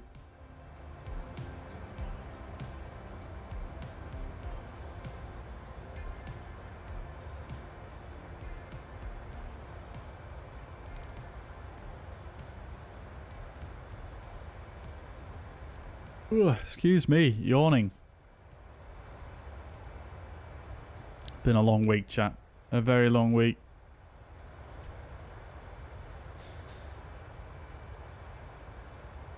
So much going on at the moment. It's just, it's a lot. Can't seem to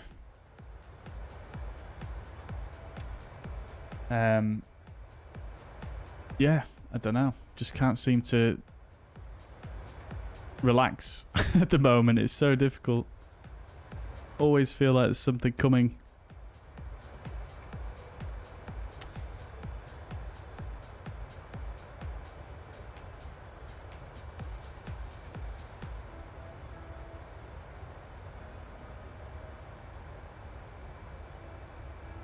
What's my work schedule like, up and down? At the moment, it's just constant, basically.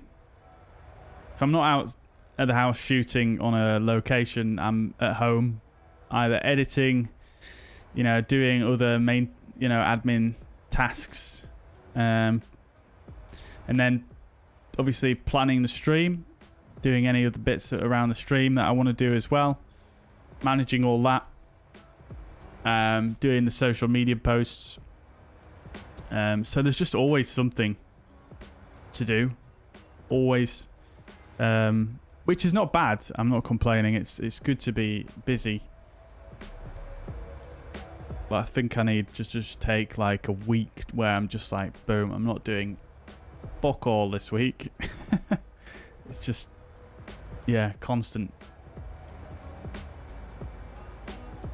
Like I do try to, in a lot of the evenings, I'm not doing that much, but I think the problem is with it being self-employed,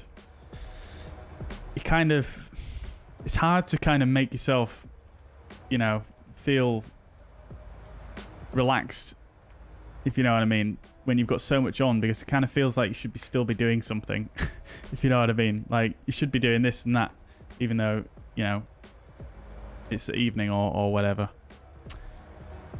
So, yeah. It's kind of how I feel at the moment. Like I say, not a bad thing, definitely not complaining. I enjoy it, but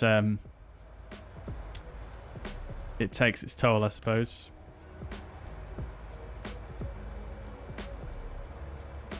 And there's me asking you for your help.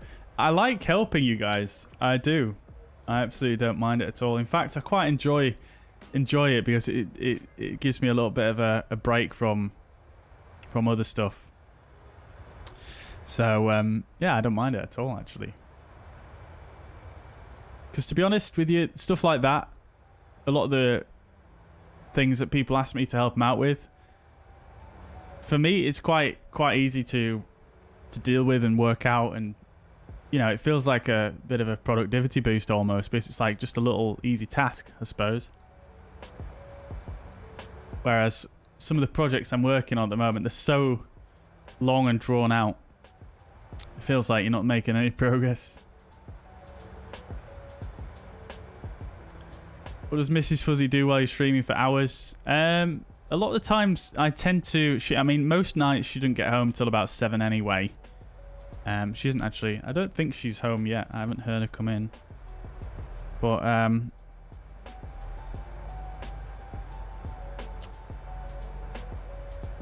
yeah, she's nearly home. Not quite, though. But,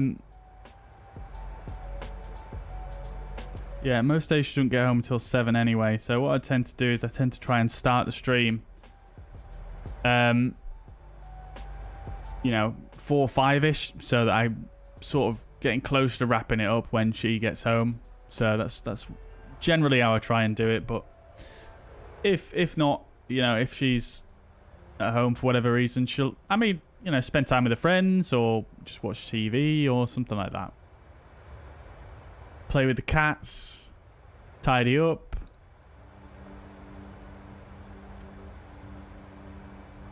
That kind of thing. Nothing too exciting.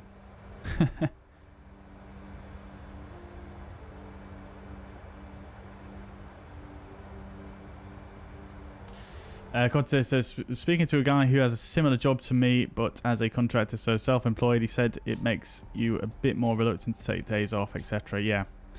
Yeah, exactly, yeah.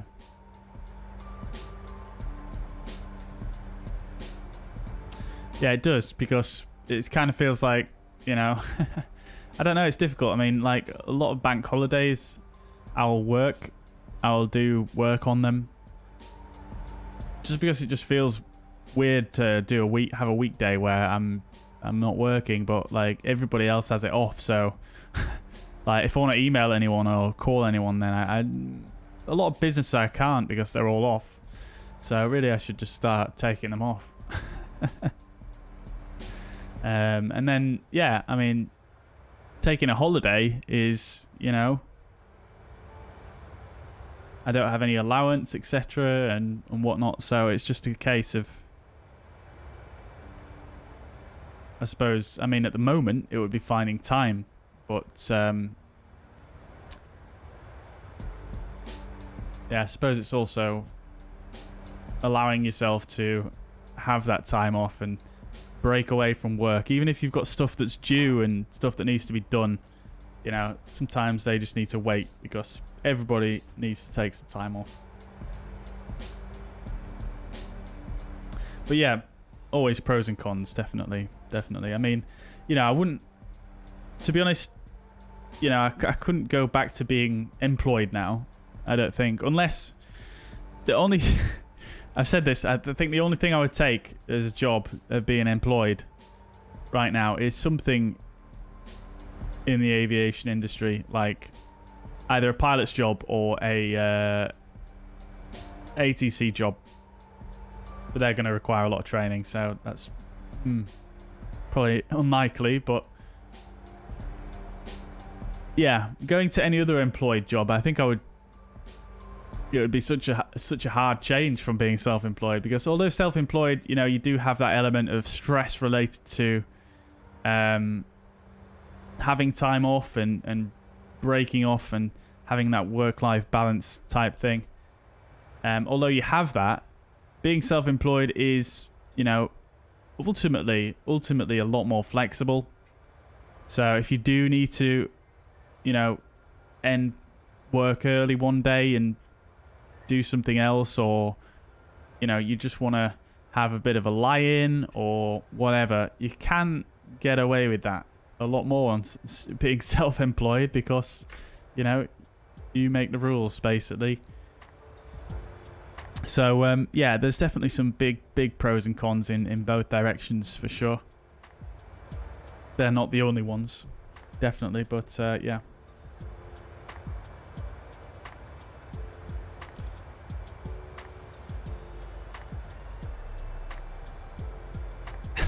Dave, I'm so glad I could help you, dude. Yeah, I mean, it's such a minefield, flight sim. If you're, you know, no offense, but if you're not like a super, or even a moderately, what's the word? Moderately, you know, tech literate, or at least PC literate, it can be quite difficult and confusing to get things working properly in flight sim, especially with all the add-ons and stuff. It's just an absolute minefield. So I'm glad I can help you out, and anyone else as well. I mean, I really enjoy it when people come to me and ask for help. Because I really enjoy helping people, you know, get the best out of their flight sim experience, because, you know, I'm quite fortunate. I have very few issues with my setup, and everything is relatively straightforward. So I'm always happy to try and help other people try and achieve the same thing.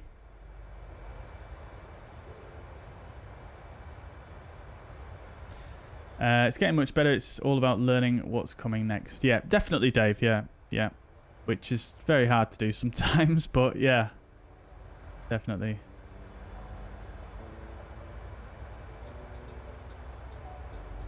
How many cats do I have? I have 2. Or we have 2, should I say. They're actually my partner's cats, but I live here now as well, so they're kind of our cats, I suppose. We have 2 called Itchy and Scratchy. And yeah, 2 cats. Surprised neither of them have come in yet. It's getting close to their feeding time.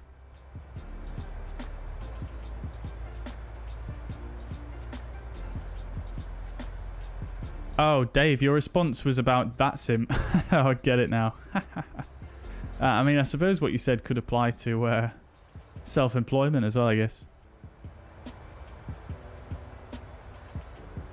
But yeah, knowing the next frequency, always super, super helpful. I mean, the most helpful thing I think you can do on VATSIM is just, like you say, is knowing what's coming next. So being prepared so that when someone says something to you, you kind of know what to hear. So if their transmission, if they speak really fast or if it's not perfectly audible, then you kind of know what they're going to say anyway. So you don't have to be like asking them to repeat themselves, or if it's on, you know, a busy frequency where they don't have much chat time to either repeat themselves or they just move straight on to the next person. You can get what information you need a lot easier. Yeah, 100%. Dave said, I had a proper job once for BT, nearly killed me. Yeah. Before I was self-employed, I was working in various different roles for a double glazing company, and I worked various different roles in sort of customer service, basically, all customer-facing roles, but it varied the type of, you know, responsibility that I had. That was that was rough after a while. Such a difficult industry as well to do customer service in, I find, because, well, it's just one of those industries, isn't it, that's quite well known for being a little bit cowboyish, and yeah, certain things happened that made it very difficult in certain aspects to deal with certain customers, let's say. I'm not going to say too much more than that, but yeah, after doing that for, I think it was just under 7 years actually, but yeah, I remember one day I was just going to work and I was just walking to the train station from where I lived at the time, and my mind just hit like I don't know how it happened, but my mind just sort of hit a brick wall. I was just like almost like paralyzed in a sense, and I was just like, I can't do this anymore.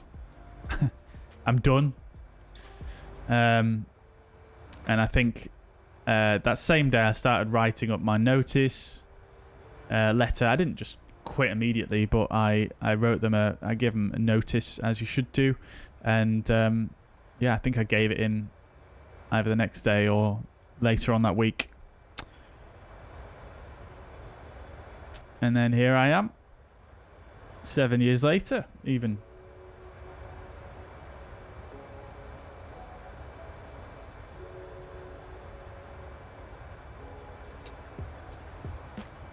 I have to battle with this hobby is tech issues, know-how. Yeah, it really is the commentator. I mean, you can install the default flight sim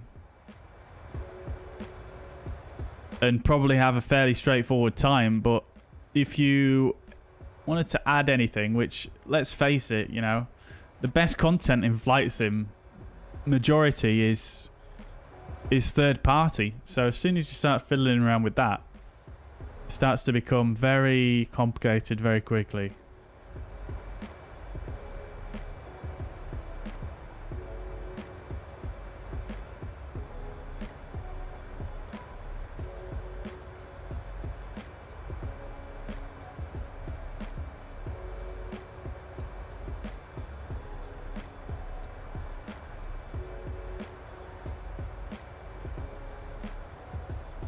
Daz says, been flight simming since 1989. A lot has changed. Yeah, I can imagine, Daz. I can imagine. Yeah, I mean, I've only been flight simming since this one released, and even since this is released, it's still changing. I mean, there's still definitely some fairly sweeping changes that are upcoming in the SDK. Well, I wouldn't say sweeping changes, but they're always implementing new parts of it and sort of reinventing the wheel in a small way or another quite often.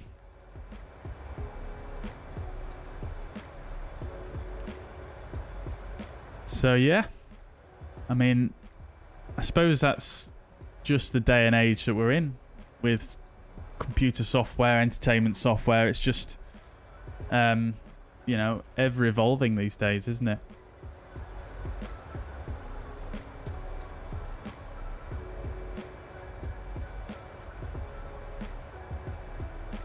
Sammy, welcome to the chat. Hope you're doing well. Good to hear you're self-employed, and I am inspired all the way from South Africa. Welcome from South Africa, Sammy. Hope you're doing well and having a good day. Welcome to the stream.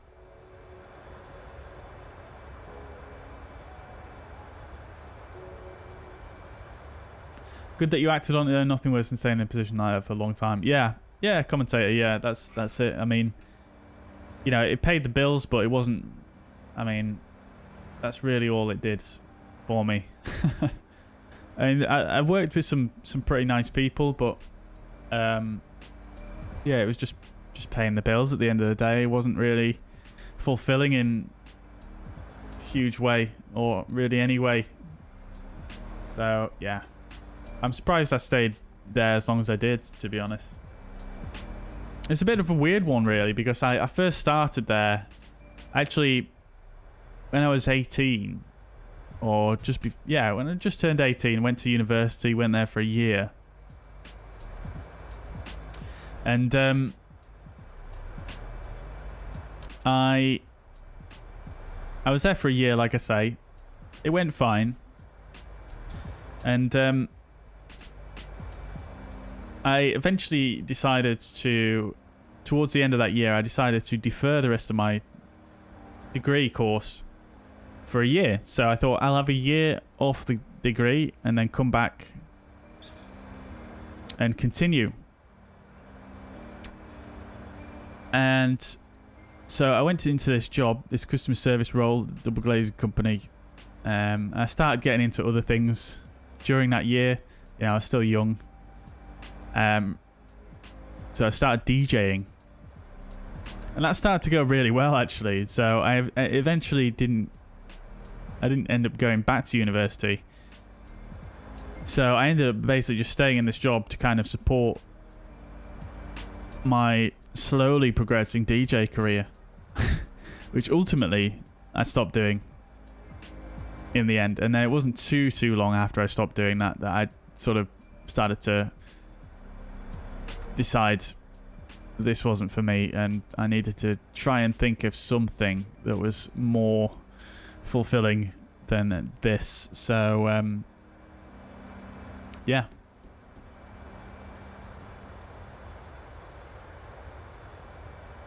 that's how I got to this point.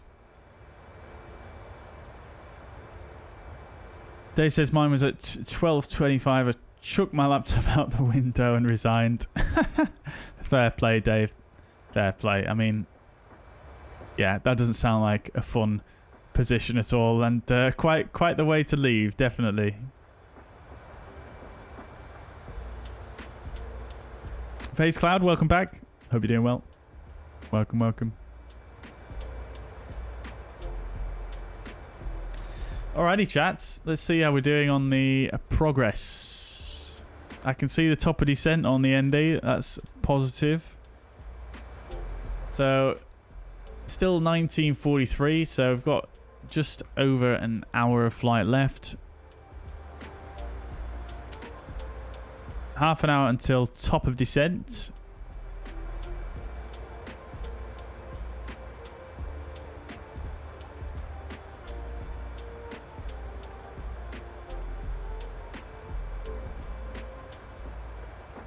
Right.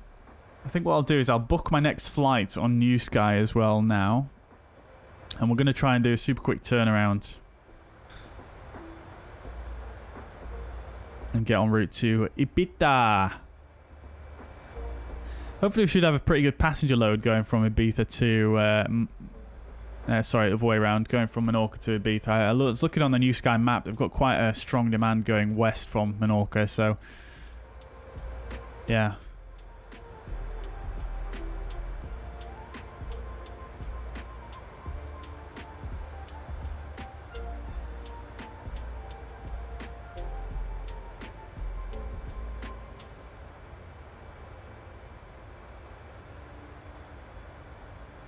So we're going to go from LEMH to LEIB.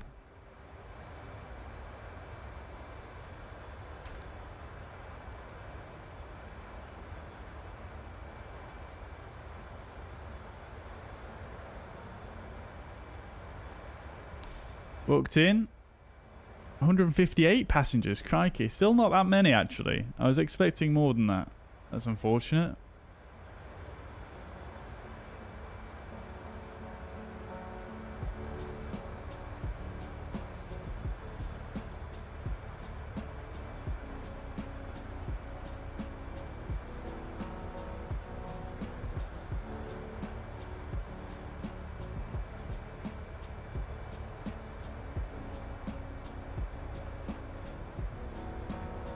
Lucas got into DJing and music producing when he was in his teens. He now works with his childhood idol making music and has done some big gigs. Had to progress to the next level where it becomes a full-time job though. So he has a full-time job and just does that on the side. Fair enough. Yeah, I mean, yeah, the music industry is very, very difficult one, isn't it? But good. I mean, it sounds like he's doing something that is very fulfilling and enjoyable for him. You know, making music with one of his idols is just, you know, I mean, you can't really get that much better than that, really, can you? Unless you're obviously, you know, going your own way. But that's pretty up there, isn't it? Congratulations to him. Very, very good.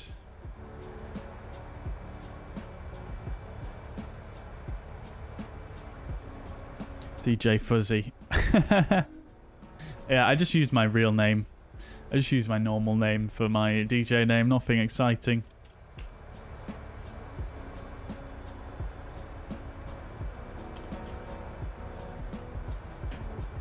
Right, guys. I'm going to take a quick few-minute break here. And I'll be back in a few moments.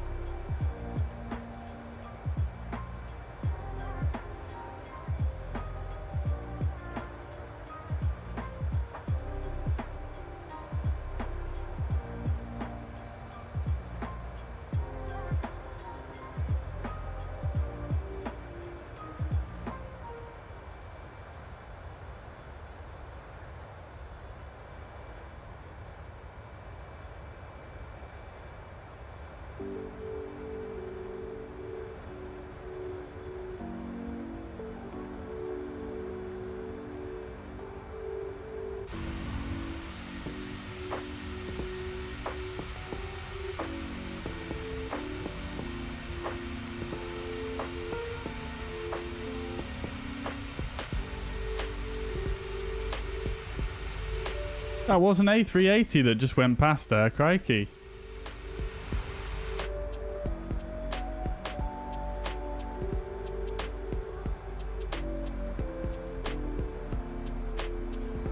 It was so close.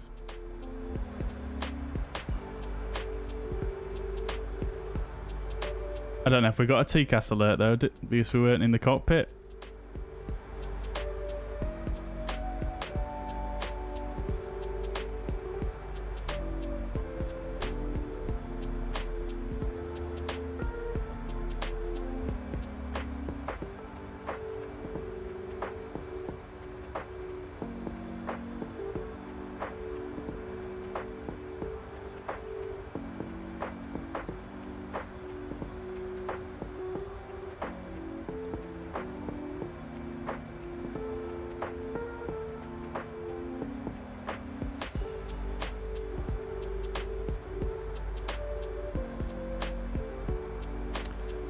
Alright guys, so let's start getting prepared for the arrival. One thing that I'm going to say though straight up, and I'm sorry to have to do this, but I think for the next leg, I'm gonna have to bow out, chat. I think I'm just yeah, I think I'm just a bit too tired to do another leg, to be quite honest with you, unfortunately. As much as I would like to, I think I'm going to bow out. I'm afraid. I'm sorry if you wanted to join along for that one, but I'm going to bow out for that one.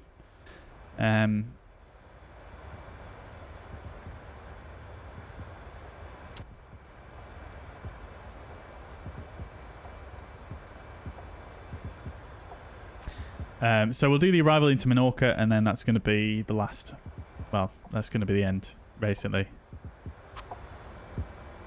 So I do apologise, but I just don't think I can handle another one today.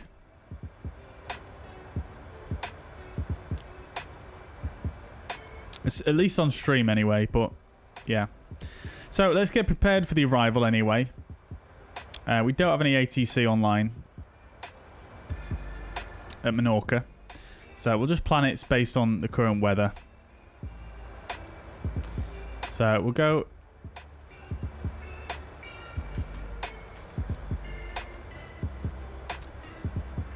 Look at the weather. We've got light rain. Crikey. So let's stick some of this stuff in the forecast page. Not going to need anti-ice. QNH is 1012.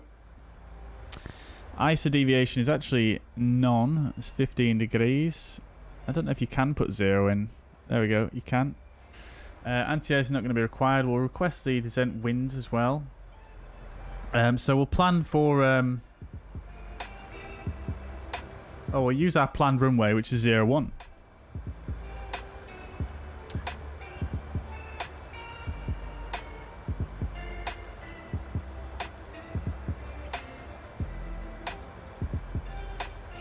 Good. So, just waiting for the winds to come in here.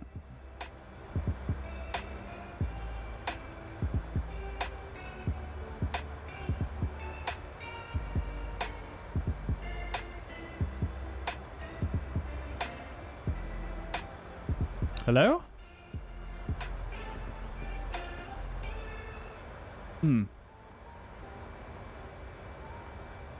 Okay. There we go. Good. Right. Lovely stuff. Okie dokes. So we'll get some of the stuff set as well. So it's going to be the ILS Zulu 110.3. Inbound course has got to be one of the coolest inbound courses going. 007.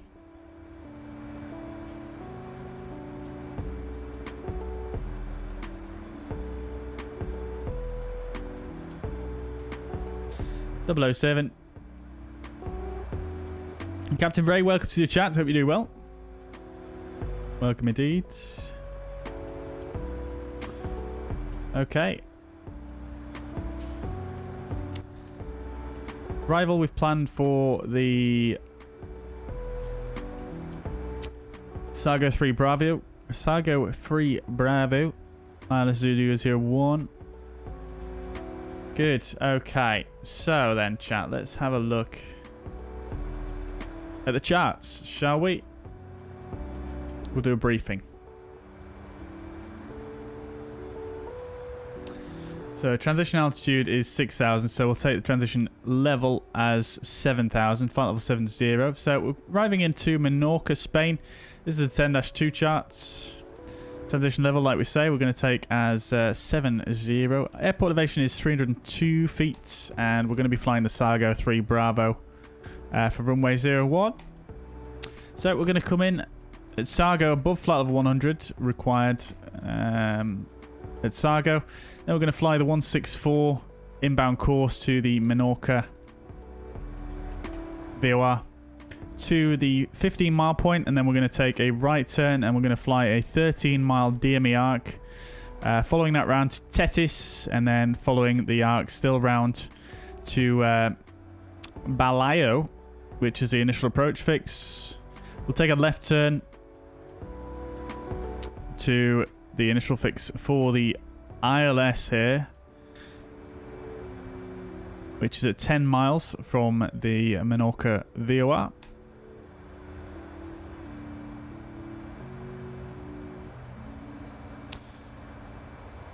Based on the Menorca Radial 188.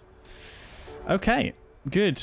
And then from there, we're going to transition on to the ILS. We'll basically just fly around here. And what we'll probably do is we'll probably just give ourselves a little intercept heading, just a little bit, as we're coming towards the end of this DME arc here, onto the localizer.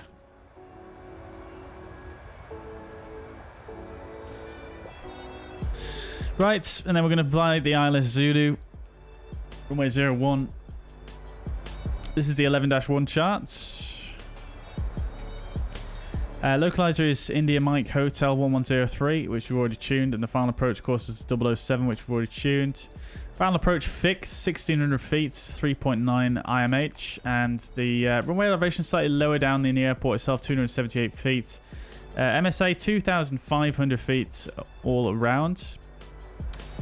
The glide slope is a standard 3 degrees, and the minimums we're going to use 485 feet.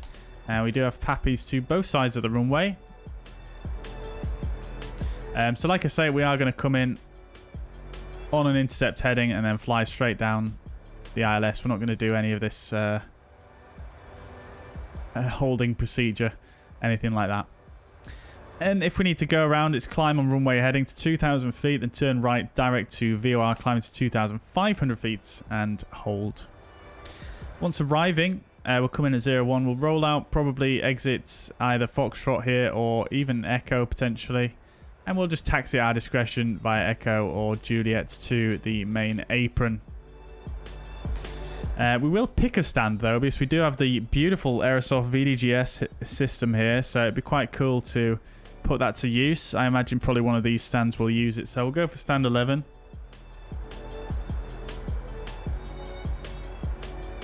Good. Okay, so let's tune in some of those VORs then for backup. So we want the Menorca 1126. That's really all we want.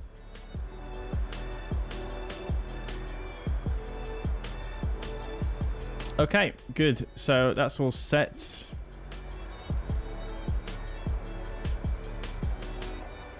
We'll set the landing elevation to 300 feet. Good, good, good.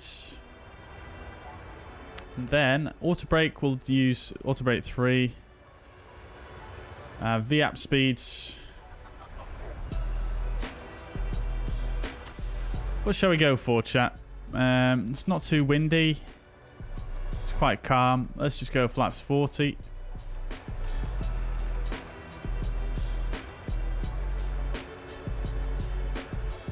Okay, good. Minimums will set to 485.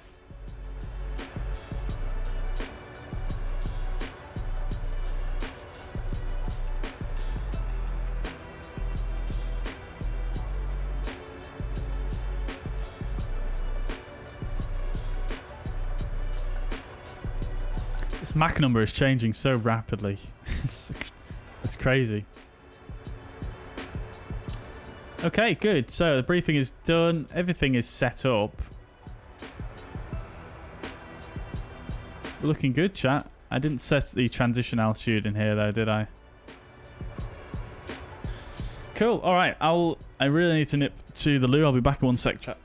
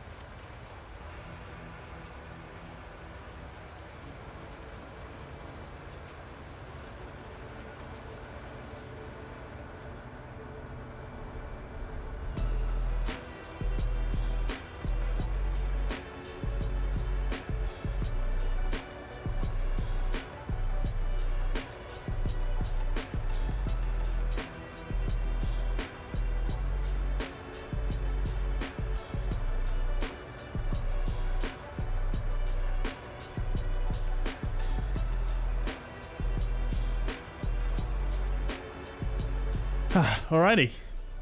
Leanna, welcome to your chat. Hope you're doing well. Good to see you. Welcome. Right, so we're all set for the approach. Let's see. Oopsie daisy. Oh. Oh. Oh. Look at that.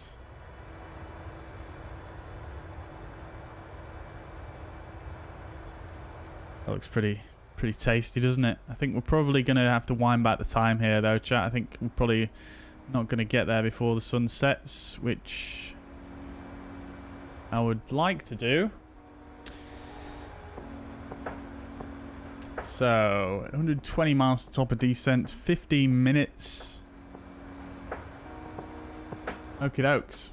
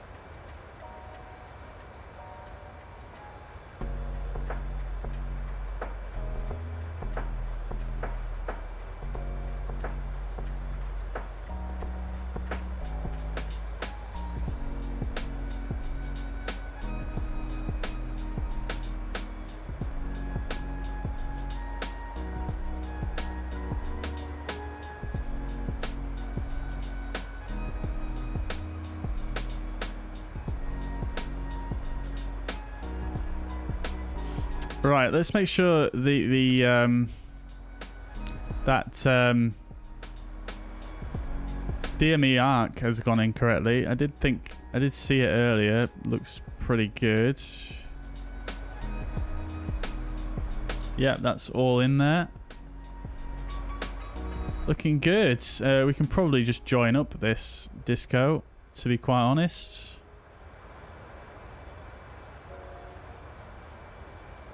We'll get an even better calculation for the descent profile.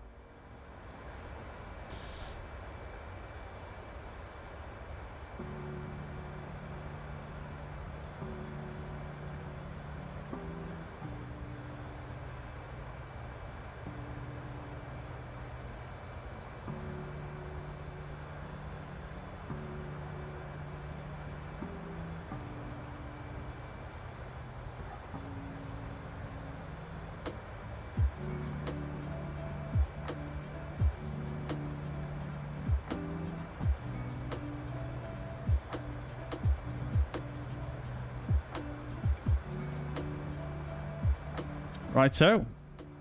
We're set. We're set. Hopefully it should be nice. Buttery smooth landing this one, chat. Oh, actually my sensitivities. Let's just fix those real quick whilst we're at a bit of a quiet period. We'll do 30. Actually, I did 25% last time, I think, didn't I, chat? I think it was 25. It's coming back to me now.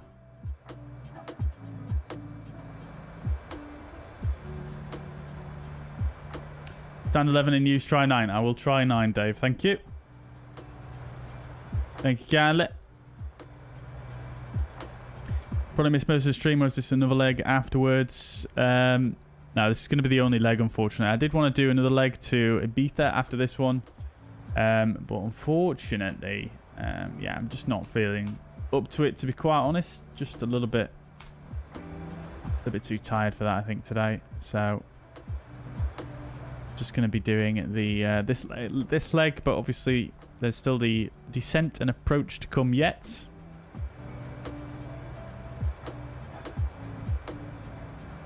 Slowed down a bit. I'm doing a different routing, so I didn't want to cut in front. No worries, the commentator. No worries, my friends. Let's see if I can spot you here. You're... oh, yes, you're a little bit behind me, actually, so it shouldn't be too much of an issue there.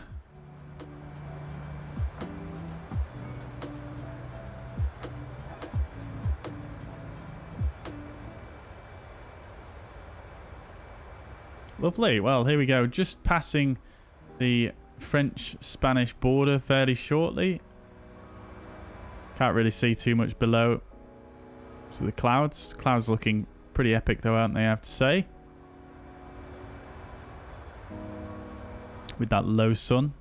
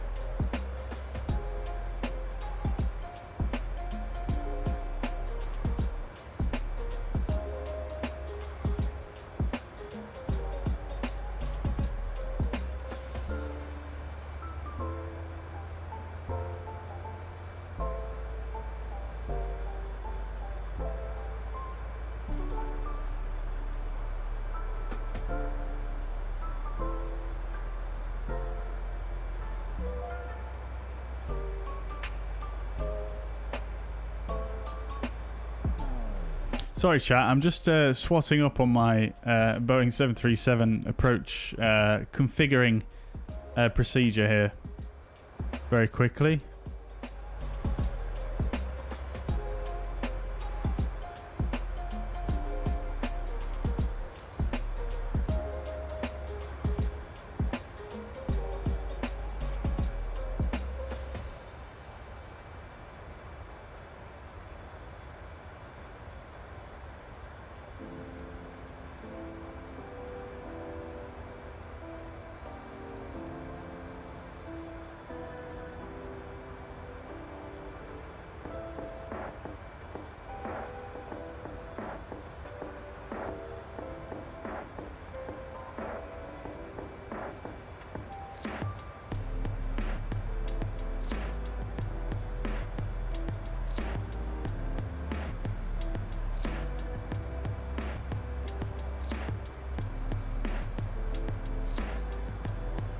Okay, cool. Ready to rock and roll. Shoe Dog, welcome to the chat. Welcome from AZ. Is that Arizona? No worries at all, my friend. Welcome indeed. You're just in time for the landing, really. Stian says, just did a quick flight from NL to ENBR. I've forgotten where NL is. Oresund to Bergen. First time trying the headwinds 330. Pretty fun flying something in the A320. I could really sense the size difference. Oh, very good, very good. Also got excited because I saw another fuzzair in the wild, but it turns out I just had randomly selected that livery. Oh, that's unfortunate. Still cool to see it though. Yeah, it's 100%. Yeah, I agree. I always get excited when I see the fuzzairs, as you guys know. Right, chat. It's getting a bit dark, isn't it? It's getting a bit dark. Let's make it a bit brighter just for the landing because, you know. Let's go back by an hour.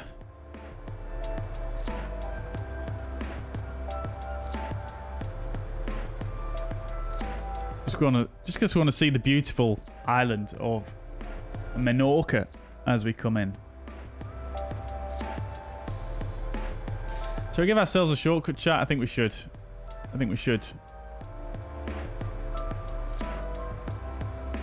We're well sequenced with the rest of the aircraft going in there, so let's go direct to Sargo, which is the first leg on the approach, on the arrival, should I say.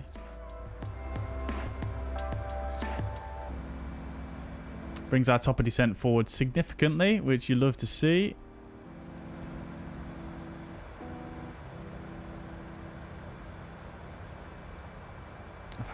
When did I turn the traffic display off?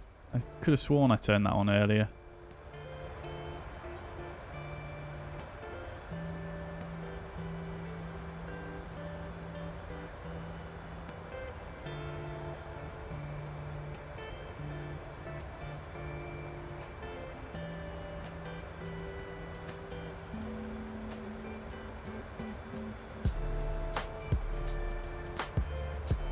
Another aircraft that's about to cross us here at the same flight level.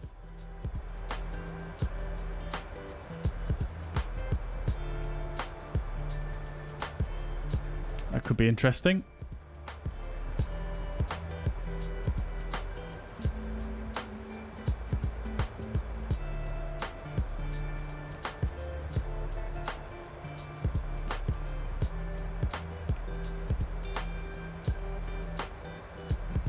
It is Arizona. Good. Well, welcome, dude. Glad to have you with us. Oh, look at the sun there coming through the blind at the top there. That is some cool lighting, isn't it? Cool engine work.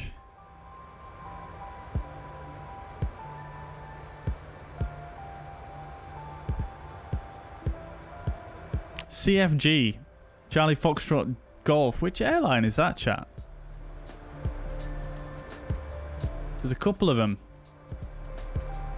Coming from Munich. Zurich, sorry. Oh no, there's one from Hamburg, one from Zurich. Is it Condor? I think it's Condor, isn't it? Going to Ibiza.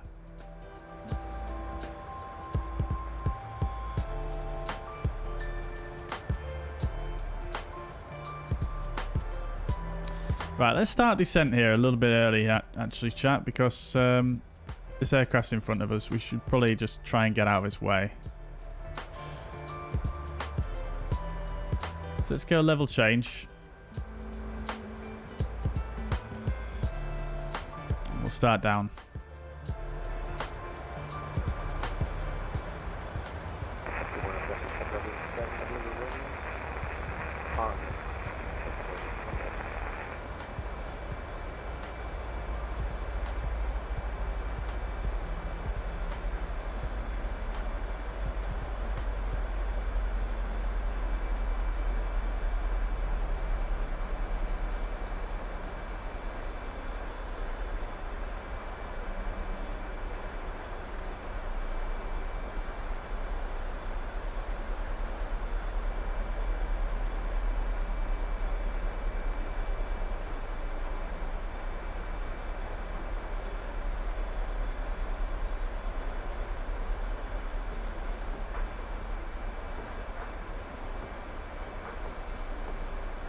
Don't need to be descending that quick, really. Let's just go VS 1000. Condor, yes, thought it was. Thought it was. Thank you, the commentator.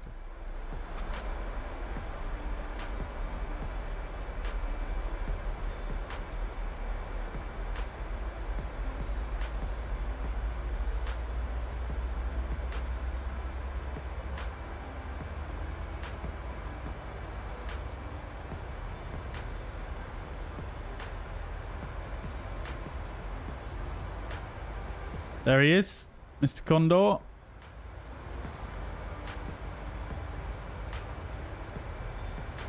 Enjoy your time in Ibiza.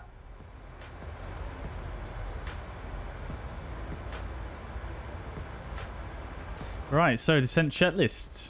Pressurization, landing altitude 300 feet is set. Recall is checked. Ultra rate 3, landing data is VREF 137, flaps 40, minimums 485, and the approach briefing is complete. Descent checklist complete. What's this little button? It doesn't do anything. Oh, I'm sure it does something, but nothing in this stage of flight.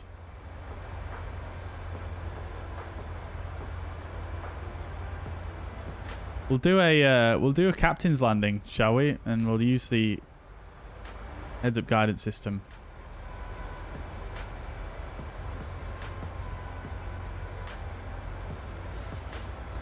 Not that well versed on how to use it, but I'm fairly sure that I've put it in the right mode.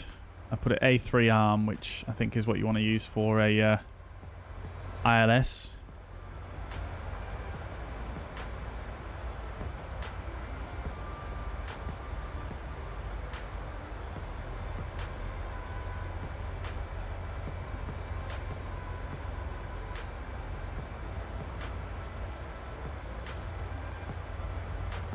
This is for the length, right? So 8366 EL. I'm not sure what that is. Oh, elevation. Of course. 278. Glide slope 3 degrees.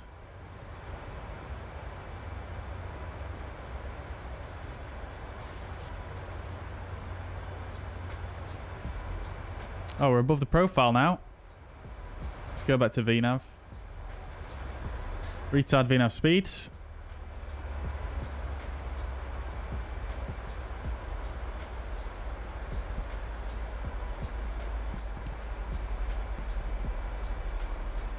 We got there in the end, chat. We got there in the end.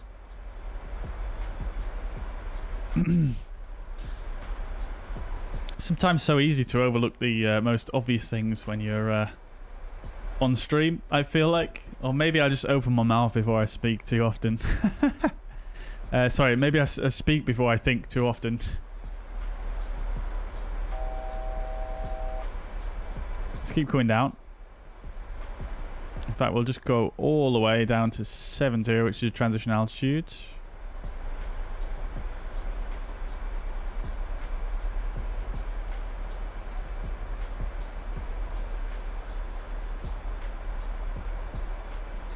And we're not really catching the profile here, so let's go and increase the speed a bit.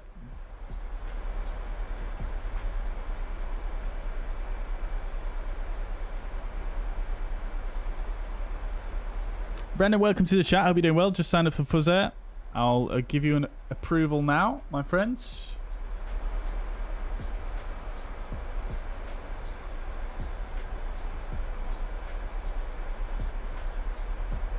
Approved. You guys might have also noticed. Excuse me.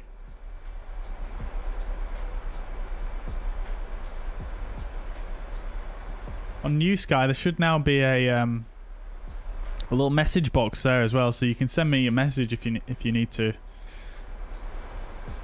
ask me a question about anything on New Sky directly, which is quite cool. But of course, you're more than welcome to ask in the Discord as well, in the old fuzzair section. Whatever suits really, but that option is now there, which is quite cool. Not sure if you need to be on the beta to do that or not, but I don't think you do. I tested it out on the website, so I think it should be good.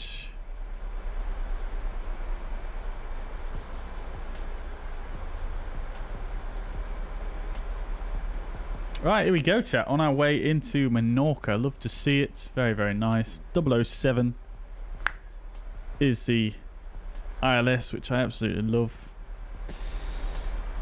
But thank you for replying, Brendan, and welcome to the chat. Liana's doing your first VATSIM flight tomorrow. Very good. Very good. No first wing, so that's cancelled. Oh, really? Oh, that's a shame. That is a shame. Well, what you can do, Liana, as a bit of a tip, I suppose, is in your remarks section when you file your flight plan, if you put in your remarks section new pilot, sometimes the controllers will, take that into account. Try and make sure you don't fly an event either, which I'm sure you won't do, but try and not fly one of the main events and maybe go to a relatively quiet airport. I mean, you could even do the same route that you were going to do on the first wings that you prepared for. If there's controllers on, of course. Yardi, welcome to the chat. Hope you're doing well. Going good, thank you. Yeah, how are you doing?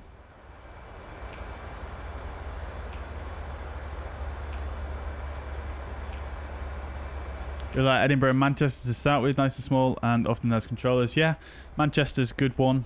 Although it can get quite busy at Manchester. Edinburgh, very good one as well.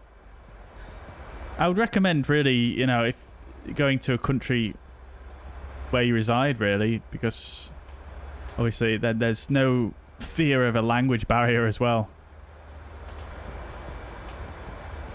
Good airport choice, Stansted. Thank you very much. Yeah, really enjoying the Freeware scenery at Stansted at the moment. To be honest, it's really, really good.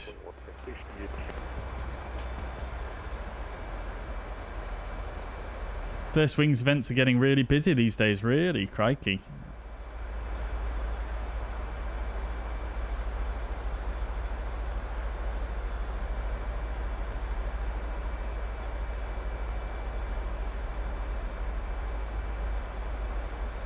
Yeah, that might be better then. That might be better.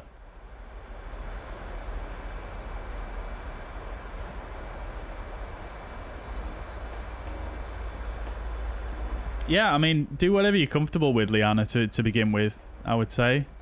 I think I've got this good article as well. I don't know if you've seen it.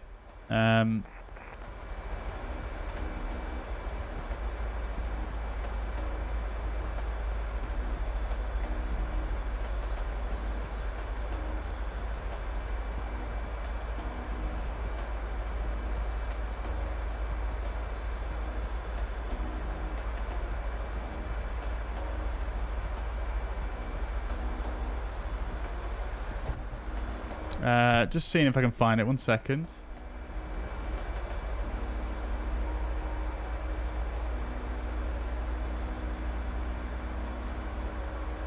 Here we go. So the phraseology it does vary from country to country slightly, but this is a fantastic document that you can look at. When I first started flying online, I always had this document open. And it's got everything that you need on there to do a flight, an IFR flight from A to B. Everything that you can expect to hear. And everything that you can expect to say. Obviously, you would need to tweak it depending on your situation, but yeah, it's really good. I used to always have that one open.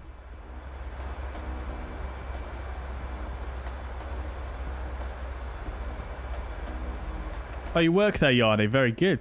Very good. What do you do at Stansted? Leeds is very quiet. That's where I did my first flight from. Yeah, always also a good choice. Yeah, yeah. I would urge anyone, though, to try and just jump in, though, and just give it a try with a controller rather than doing it on Unicom. Because Unicom, it is very straightforward, really, Unicom. And to be honest, depending on the traffic situation, sometimes you hardly even have to say anything on Unicom, like we are now, basically. So I would urge anyone who wants to get started on VATSIM just to jump in and try and do it with a controller. Because, you know, if you go to a nice quiet airport, if you put in your remarks you're a new pilot, you know, you are going to make mistakes. Making mistakes is the best way to learn. Try and write down everything you're going to say. And afterwards, if you did make a mistake, write down what you did wrong. And make sure, you know, you've got a note of it and you can refer back to it next time then to make sure you don't get it wrong. And the more times you keep, you know, picking your, you know, making note of these mistakes you're making, then the better you will get. But I find just jumping in and doing it at a quiet airport to begin with, it really helps you learn, and it's really big confidence boost once you've managed to do a few transmissions for the first time and successfully. It's a massive confidence boost. Like, what you could do is you could try depart from an airport with a controller, but there's no center controller on. So once you've departed, you're over to Unicom. And then, you know, you can relax a bit then. It's not quite so intense. But departing is definitely... well, at least in my experience, I found that the most difficult to get it all right. Because there's so many... You know, you've got your IFR clearance, you've got your taxi clearance. Two of the most complicated clearances, I find. Approaches are a little bit more straightforward, I find. But, yeah, the start of the flight is definitely... the one where, you know, it takes a bit longer to learn in my experience. But yeah, definitely you'll never look back. I agree, the commentator 100%.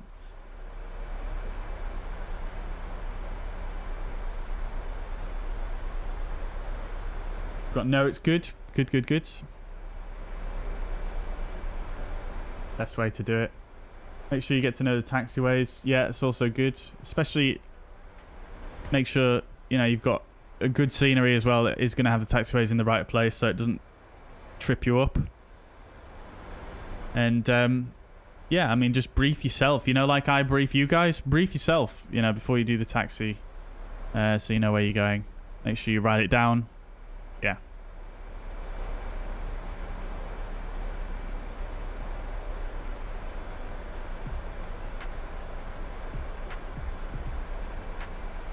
One of the people helping out VATSIM side suggests Unicom rather than controllers. Interesting. Yeah, I mean, what you could do is you could try Unicom to begin with, but try and fly into an airport that has a controller. That might be a bit easier to begin with. I don't know. I mean, I'm a big advocate for just jumping in and trying to do it. Because if it does go wrong, you know, if you're at a quiet airport, it's not going to be an issue. And if you really want to, you can just disconnect. Because like I say, I mean, on Unicom, you don't really learn that much because it's not really that much different to flying offline, to be quite honest. I mean, yes, you coordinate with other pilots, but to be quite honest, it's fairly rare that you have to do any real coordination. You know, like for now we're flying into Menorca.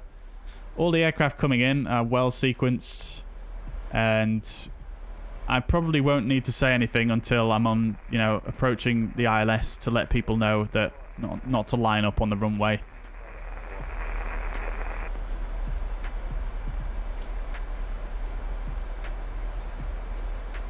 And it's super simple. It doesn't really add anything, you know.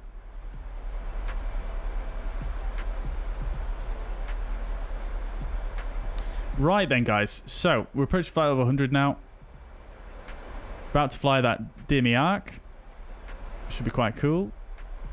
See how it does. Oh, beautiful. Here's the views.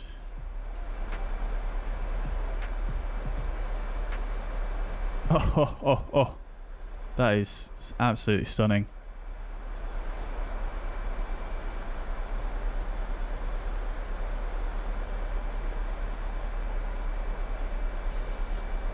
Do one. Thank you.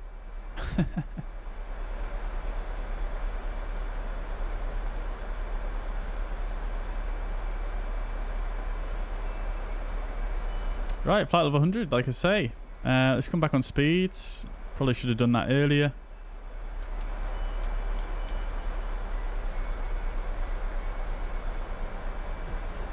Lighting is on. Seatbelt signs on. Music's coming down.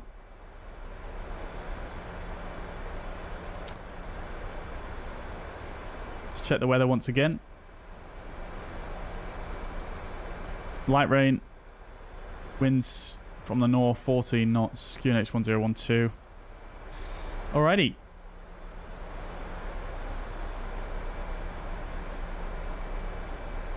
We'll set the local altimeter now, and we'll keep coming down to the platform altitude, or the platform altitude, 1,600 feet, and we'll do the approach checklist. Altimeters are set and cross-checked. Runway auto brake is 01, auto brake 3.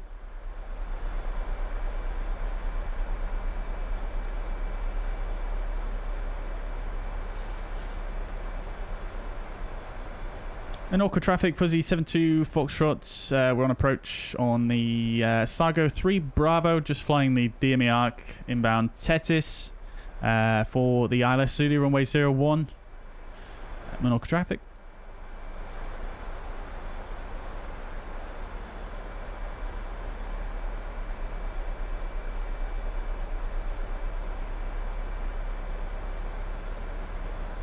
Can't quite see the airport yet.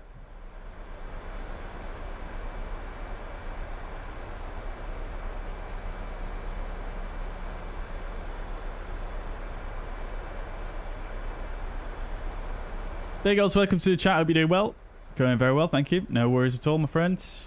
Don't know if the cockpit glass has inbuilt radiation shielding to protect the crew from particles while flying at high altitudes. I do not know.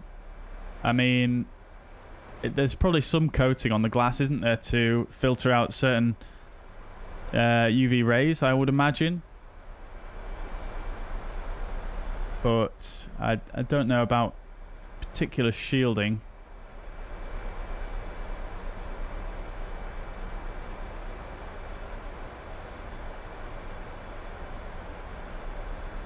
Righto, so the ILS is identified. IMH 007.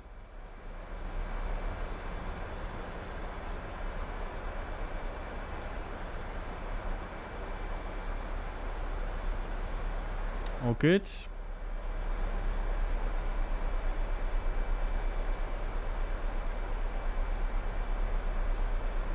Record the replay.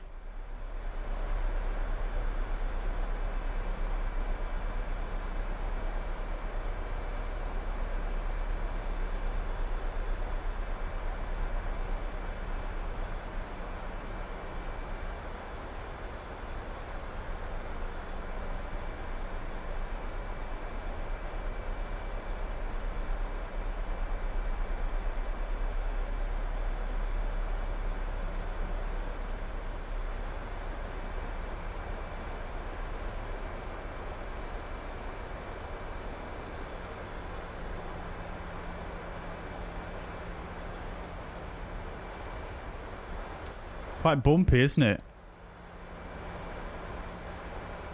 26 miles to go. Right on profile. Maybe a little bit low, if anything.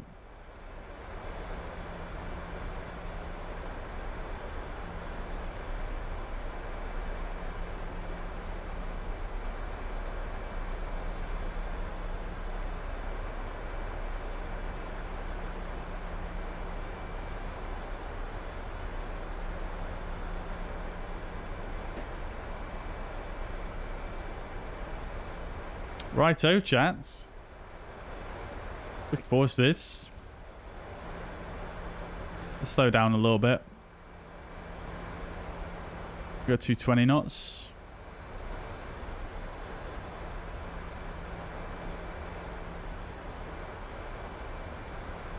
Speed into vent.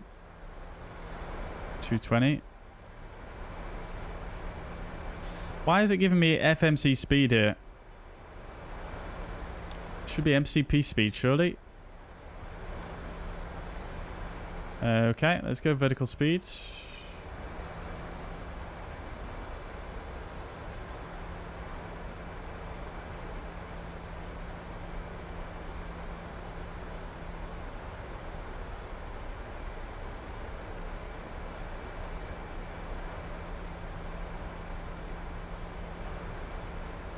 So bumpy, chat. This is crazy.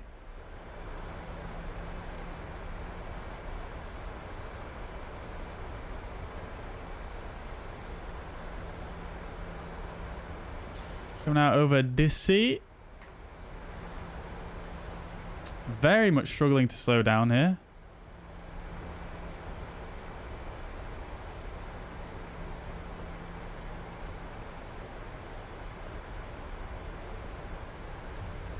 Gonna get a bit of speed breakout, chat.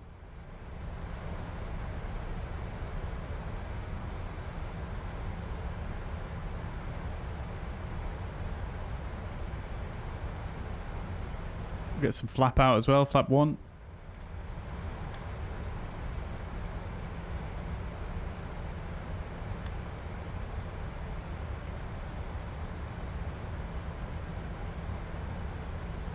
Flap 2.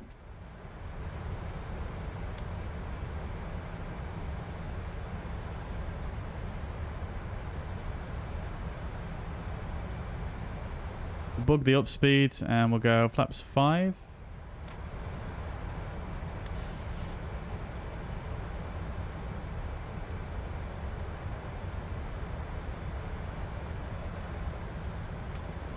Speed brake can come in, and it's armed.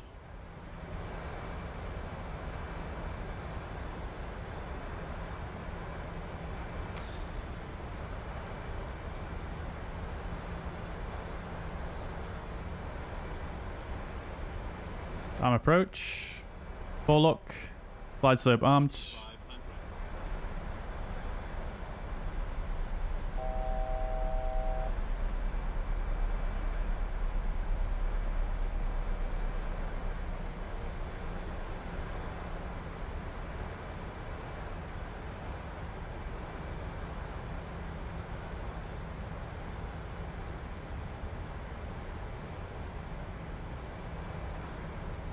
Flaps 10.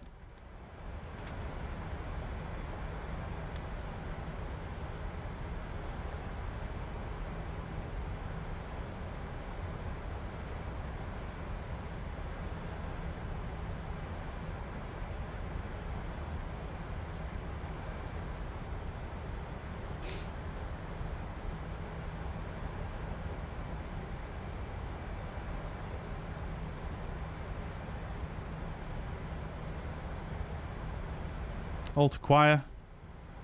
Surprised the glide slope's not coming down yet.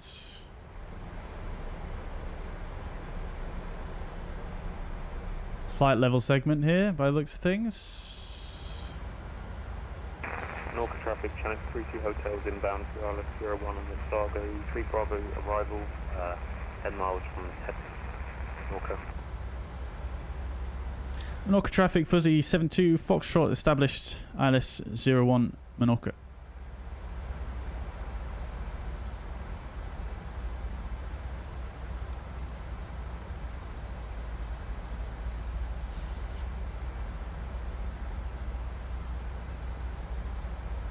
Okay, we definitely descended too quickly there, chat. Never mind.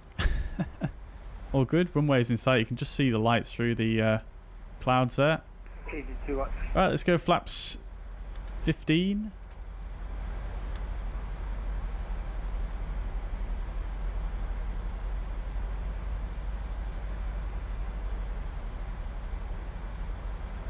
And we'll go gear down. Glide slope alive. Flaps 25. We'll bug 142, which is the VREF plus 5. Only 4.8 miles to go. Flaps 30. Speed is checked. Menorca traffic, fuzzy 72 Foxtrot short final runway 01 Menorca traffic. And flaps 40. We've got A3 there on the HGS. Let's switch over here and we'll see if we can use this guy for the landing here. Shall we?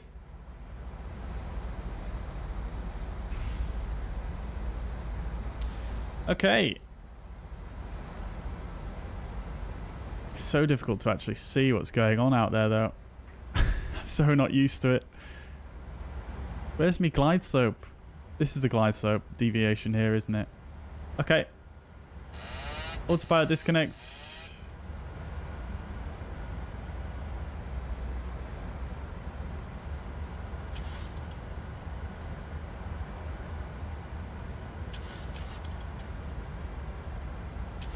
Immediately getting high here.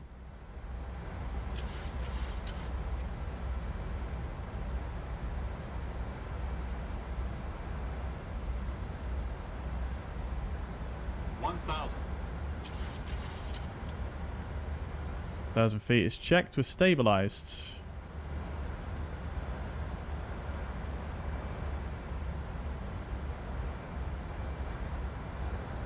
Oh my god, why is it rolling? Might have been putting in a little bit of rudder by accident then.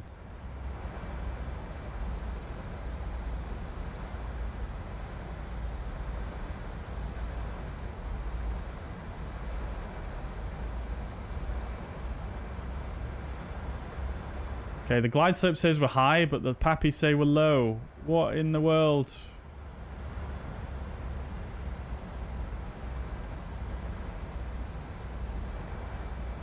Okay, we're definitely low.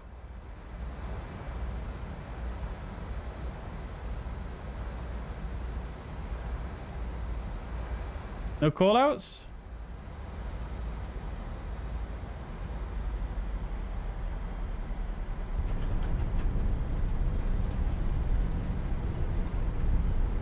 The hell?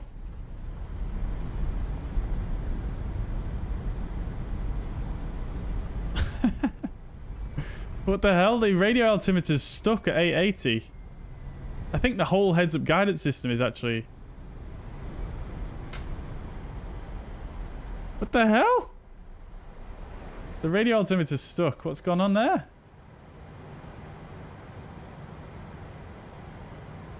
Alrighty. It can't actually put it up. It seems to be frozen. Can I do anything with this? Oh no, the whole plane's frozen. All the controls are completely frozen. Okay then. Right. Can we put the flaps up? We can. The tiller's not working either. Oh, great.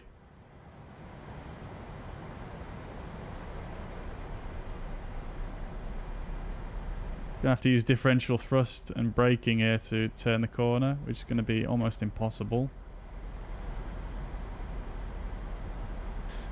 I'm going to have to go to this next exit, I think. Are the flaps coming up? Flaps are not coming up either. What in the world? I've never seen this happen with the PMDG before. This has obviously happened with the ATR, but not the PMDG. Oh my god.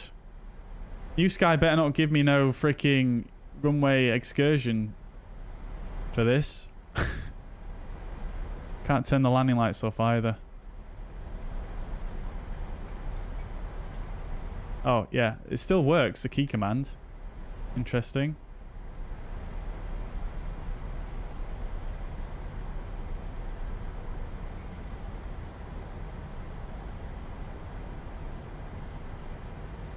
You'd evacuate, would you? Why is that? The aircraft seems fine. It's just the literal interface for the sim is not working.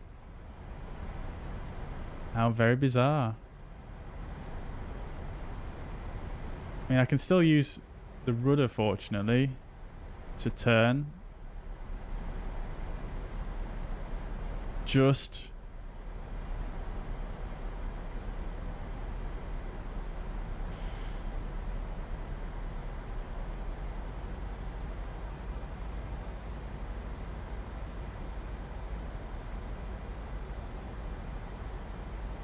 Select stand 9.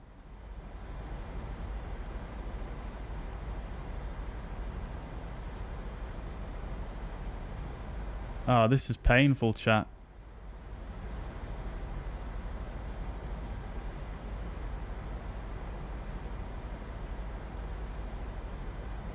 (9A)? I have no idea how I'm going to turn onto a stand here. Try switching views a few times. Like what? Like this?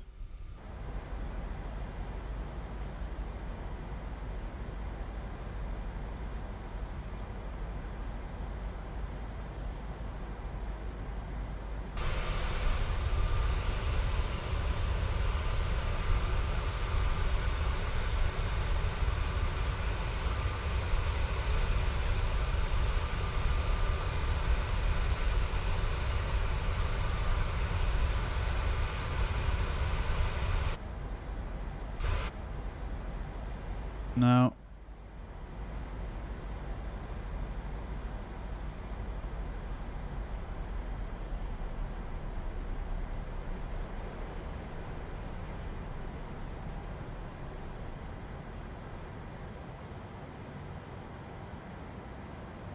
Call that turning? Yeah, it's not really turning, is it? It's struggling so hard. Seems like differential braking is having like almost no effect. It's like it's pressing both the brake pedals at once, but yeah, it's sort of working, I guess. We've got full right rudder in here, and about half right toe brake, and about 50% thrust on the left engine. North traffic showing 32 hotels established ILS 017 miles from Menorca. Ugh. I cannot turn this corner, chat. It's too steep. Can I set the parking brake? No, I can't. What I'd like to do is see if there's a way I can get... Oh my god, what's happened?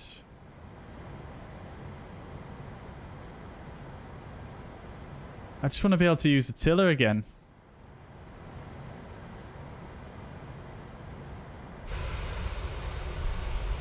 The rudder doesn't even really seem to be working. Although, to be fair, I think all the animations are just broken on the aircraft. I think that's the issue. What if I just go in here? Now, I feel like this is definitely not going to work, actually, but... No, it's not, is it? Because if the tiller was going to work, it wouldn't really matter what axis it's assigned to, would it?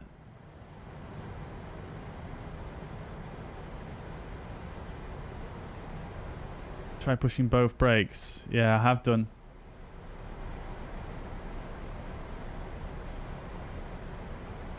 Try anti-ice mount and freeze it. Hang on a sec. Let me try quit FS realistic. No, it's not that.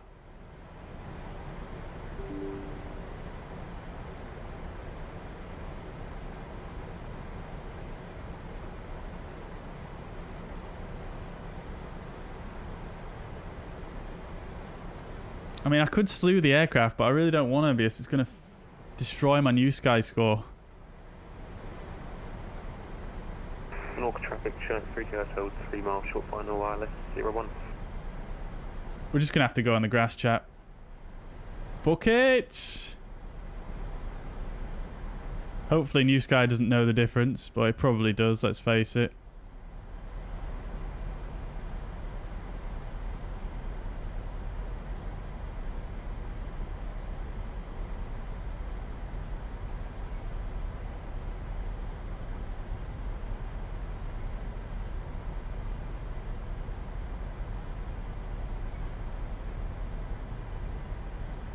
Right, here we go, chat. This is going to be the most sporty turn onto stand you've ever seen.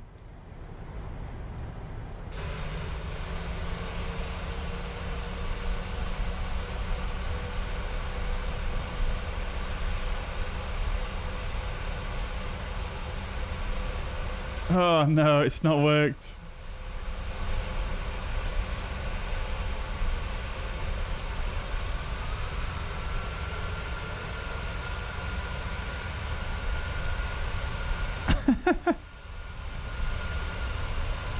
No, English only in the chat, mod. Des Tages.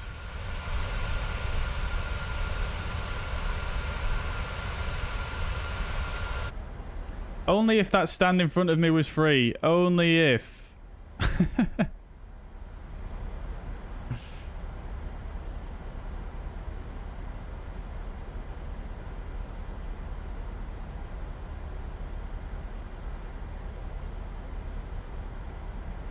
Oh!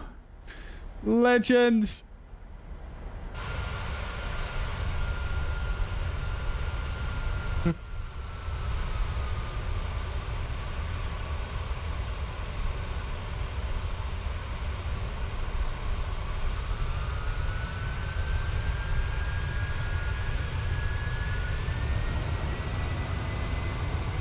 Come on, baby. Oh, this is what we should have done before. I wasn't being aggressive enough with the thrust.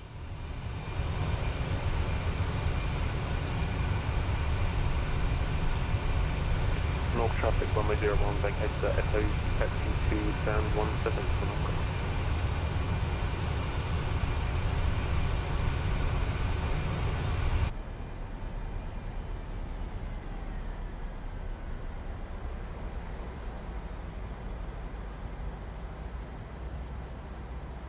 VDGS is not working after all that.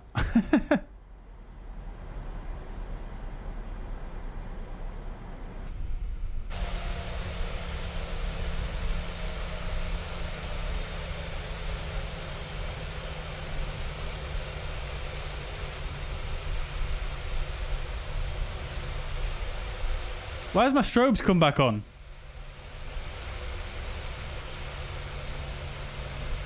I thought I turned them off. Right, now comes the question, how do we set the parking brake, chats? Can't start the APU, we can't get any ground services. We literally cannot do anything here.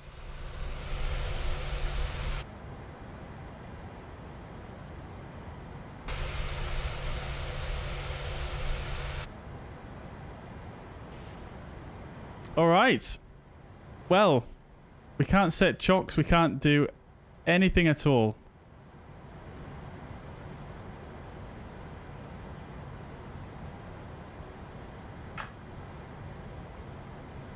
Can't shut down the engines either, apparently.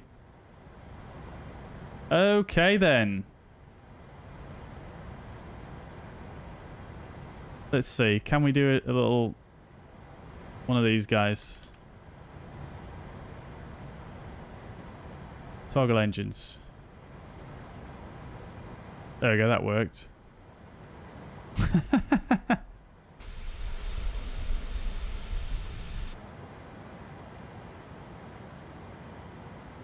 That actually worked. Lovely. Can we do some more of these? Parking brakes? Oh, brilliant. See, the sounds and nothing is changing in here, is it, chat? Because, yeah, something's seriously gone wrong here. Oh my days. Oh my days.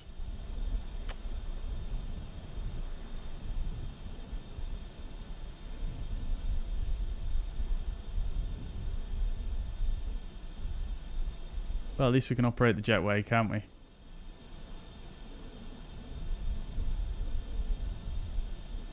To bug in PMDG.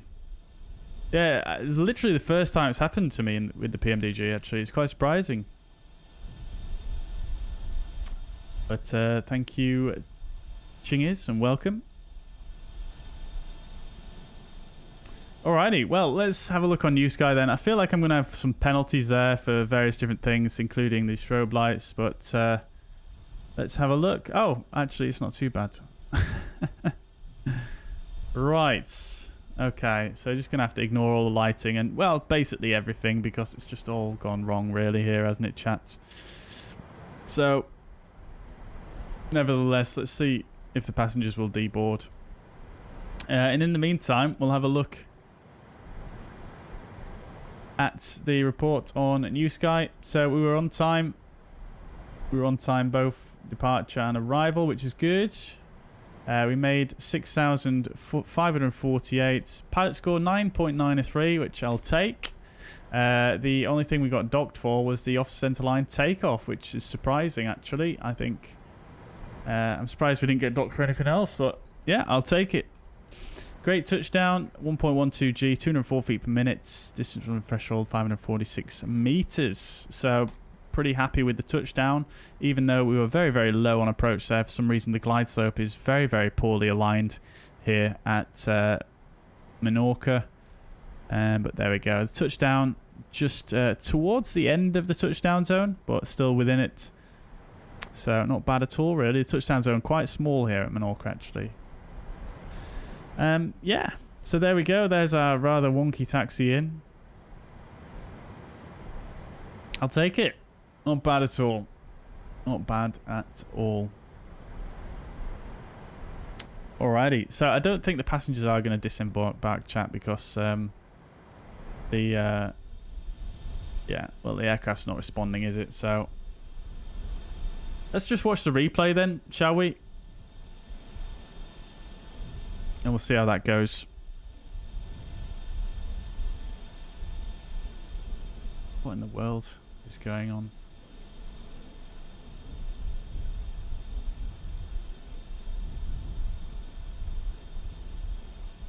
Okay. Logged off from VATSIM. Let's check it out.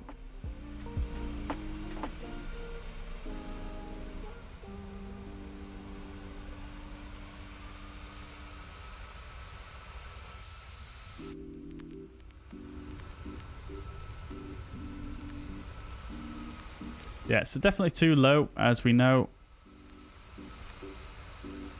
That being said,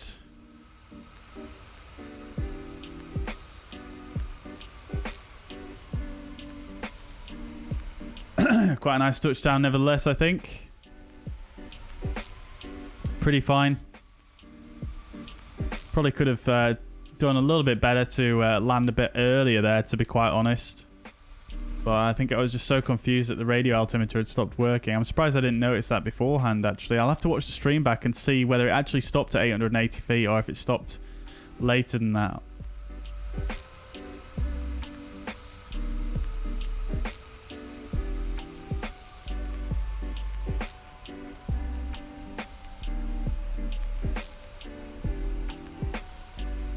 Bang on centerline, though. I'll take it.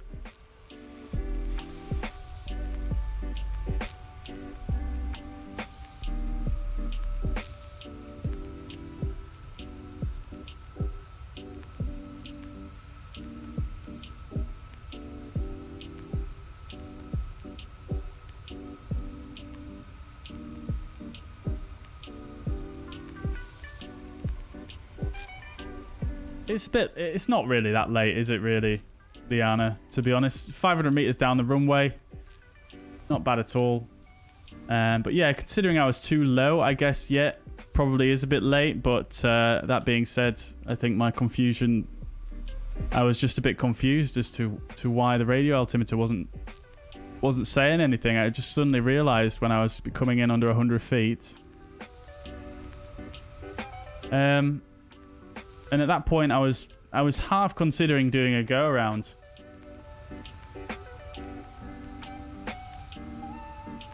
I was half considering doing a go around, to be honest, but yeah, ended up landing instead. So that's probably what caused my flare to extend out a little bit longer. So yeah, I think it's fine considering the conditions. Very, very Yeah, well within margins, I think.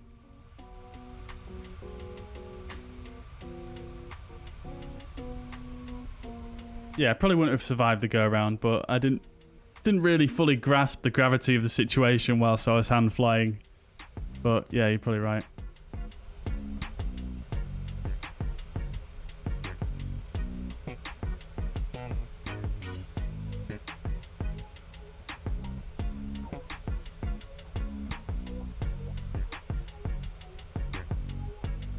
I was near the end of the touchdown zone. I was, yes, but it was still within the touchdown zone, wasn't it? So, I mean, considering the situation, I really don't think there's any need to be too harsh on that. Yeah. 500 feet down the runway. Sorry, 500 meters down the runway. What's that? Just under 1,000 feet? Just over 1,000 feet? Not bad at all, really. Considering the aiming point is usually at 1,000 feet.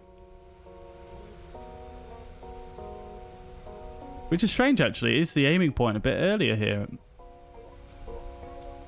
at Menorca?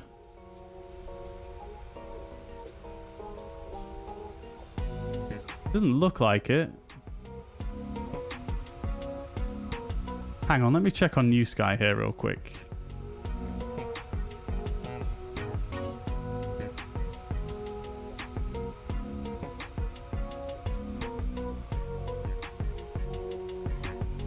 Yeah, 546 meters.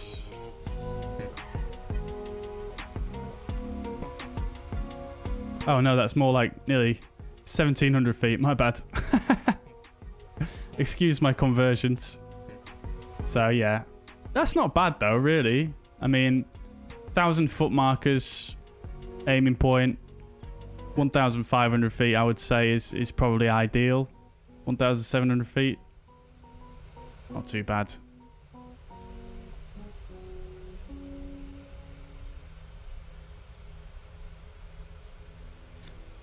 Yeah, well, what New Sky does, Liana, is it takes into account the whole runway length.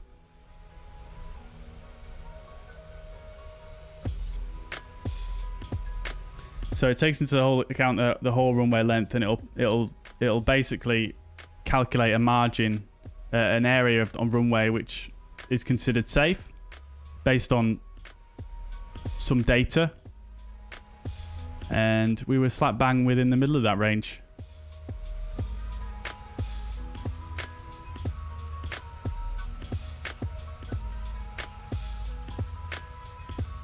Yeah, so, well, actually, no, we weren't. We were a little bit at the end of it. The accepted range is between 221 and 666 meters, so we were within it just. So, yeah, you could say it is a bit late. But it is what it is. It's still a safe touchdown if you're within the touchdown zone. It's not anything to get your knickers in a twist about, I don't think.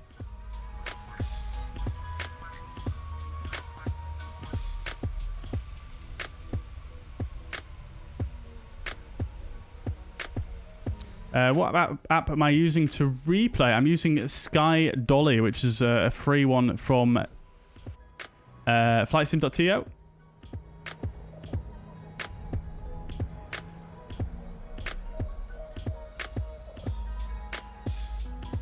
Alrighty. Aviator 04 says, I have a question. When using the Fenix and descend, the aircraft cannot keep up with the little green ball in the PFD. Do you know how to fix it?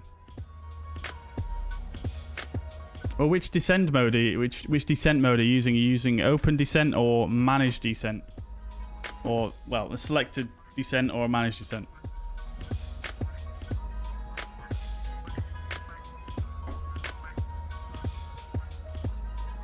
You need to make sure you're using a managed descent for it to follow the green ball, basically.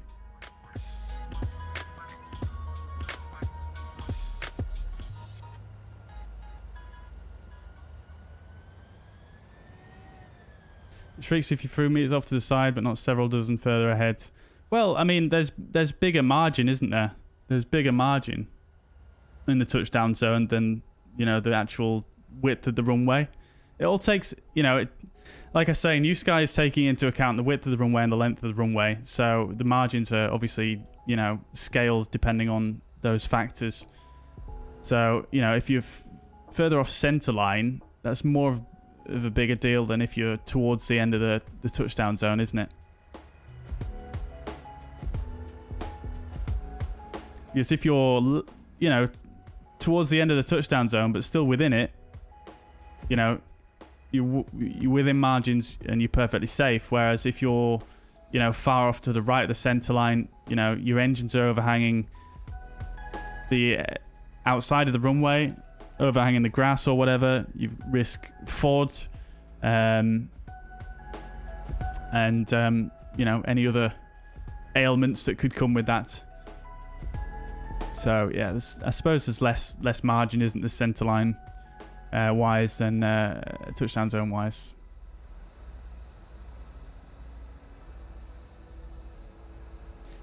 Hate it when people fly an airline and float all the way down the runway and say that was such a good landing. Yeah, I agree, Beluga. That's one thing we always try and do here on the stream, is we always try and look at the wings not even flexing. It's just so broken, this aircraft. Yeah, so I think one thing we always try and aim for really is centerline touchdown zone on the stream. That's why I always give so much analysis to my landings. And that's why I think New Sky is such a good tool, because it gives you really good analysis on your landings.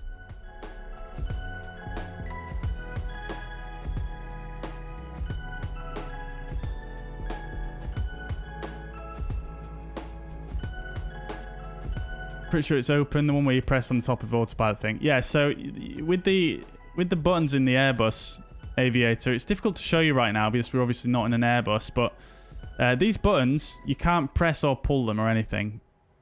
But imagine this is an Airbus knob, so you can actually pull the knob, which has got a little down arrow here, or you can push the knob, which is an up arrow here.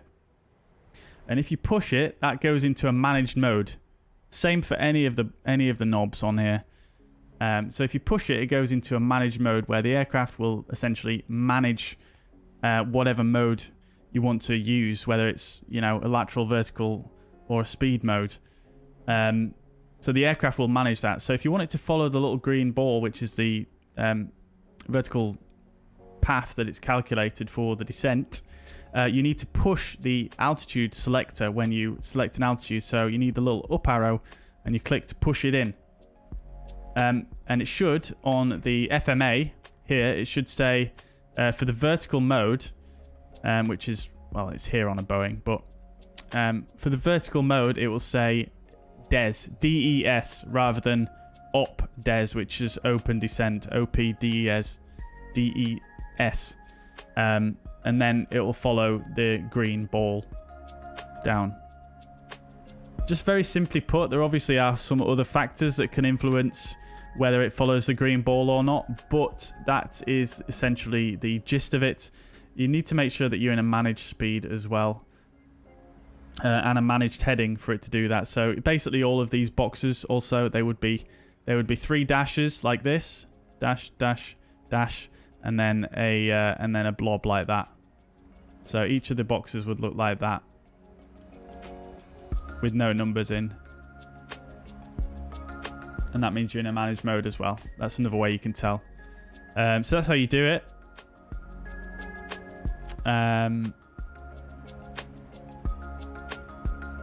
Another good way to remember it as well on the Airbus is between managed and selected modes. So managed, you would push the button, right? So you're giving control to the aircraft essentially for that function.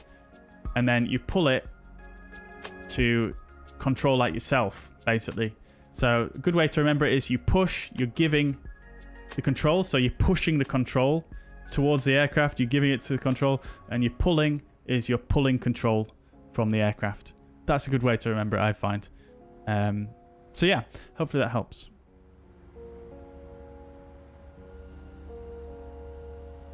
Hitting the touchdown zone is way more important than the landing rate. 100%, Liana. Yeah, fully agree. Fully agree. Sunny Stanny, yeah, unfortunately. But we'll have another stream on Sunday.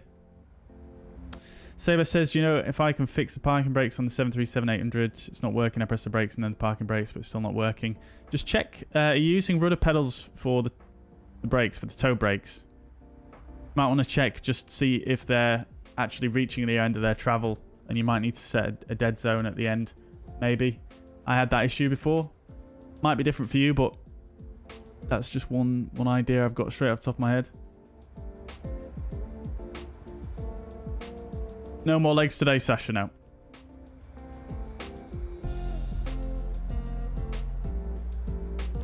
Beluga said, I went back and watched the landing. What happened to all those players? I have no idea, Beluga. No idea at all.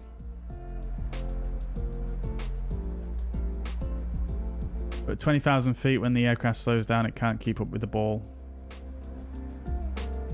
Well, I mean, it's not that normal for the aircraft to slow down at 20,000 feet. I can't lie.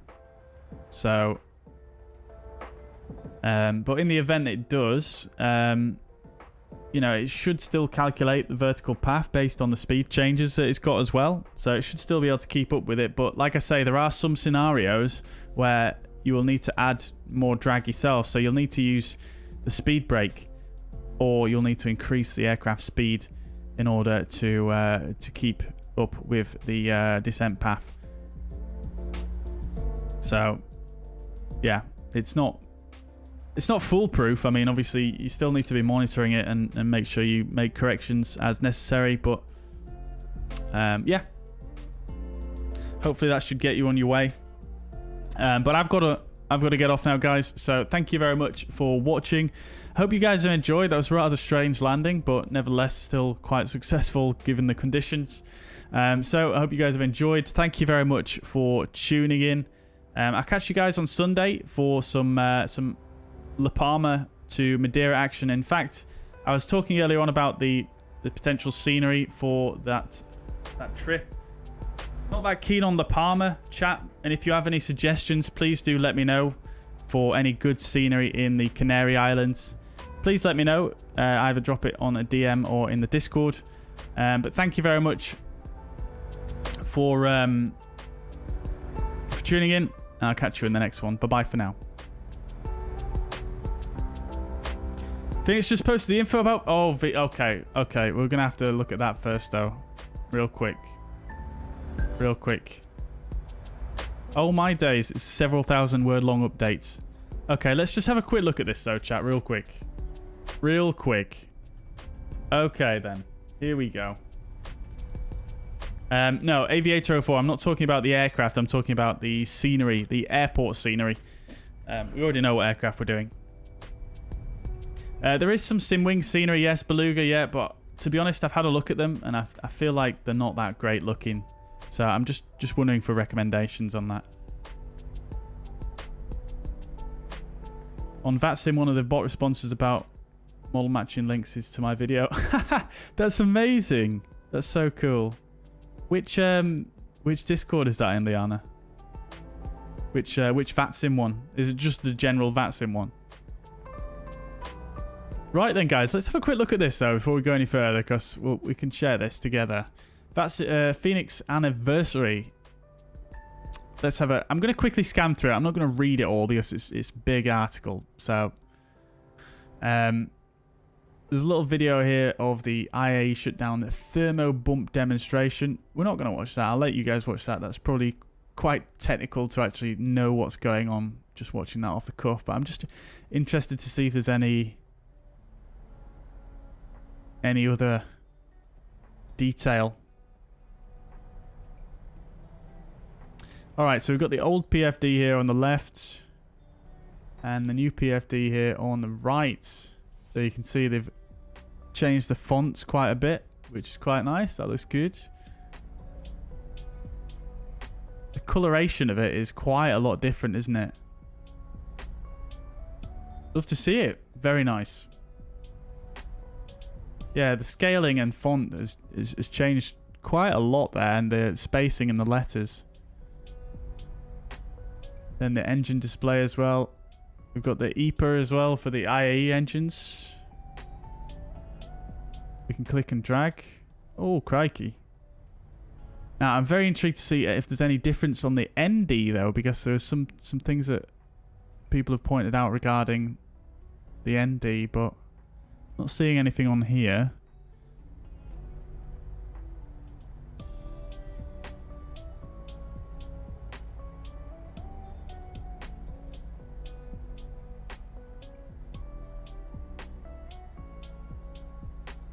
Some information about the lighting. Oh, look at that. That looks great, doesn't it?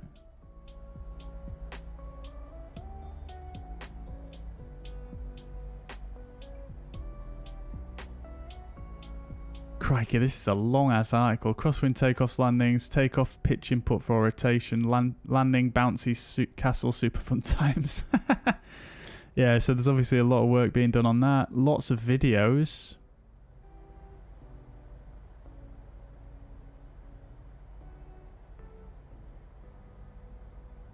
New EFB showcase. Okay, quick time. Let's watch this one. Instant page switching. Hang on.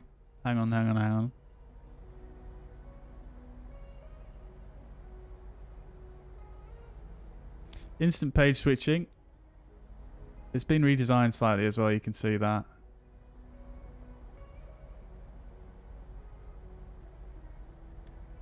Improved virtual keyboard and physical keyboard support. Love to see it.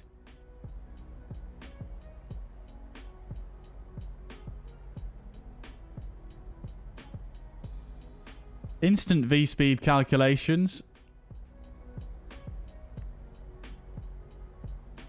Support for custom departure intersections. Oh, baby. Okay. Very nice. Very nice. And that's it, chat. There's definitely a lot more to go at here. Like I say, I just wanted to scan through it and see if there was any juice that we could share here real quick. Obviously, some of these videos are very, very technical, so there's probably not too much point in going through them on stream now because I'm not really probably going to fully understand what's going on. But yeah, lovely stuff there. I will send you guys a link. Oh no, that's not a link, is it?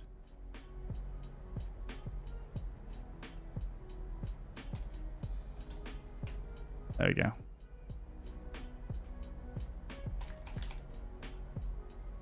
I've been also looking for La Palma scenery. Love the Canary Islands. Yeah, I mean, there is a La Palma scenery, and that's the one I was looking at, but I personally thought it looked a bit poo. I can't lie. Thought it looked a bit poo. Right, well, that's my bedtime reading sorted. Good. Right. Okay. Let's just rewind the replay one more time, shall we?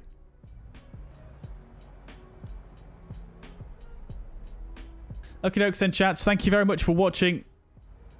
I'll catch you in the next one. Bye for now.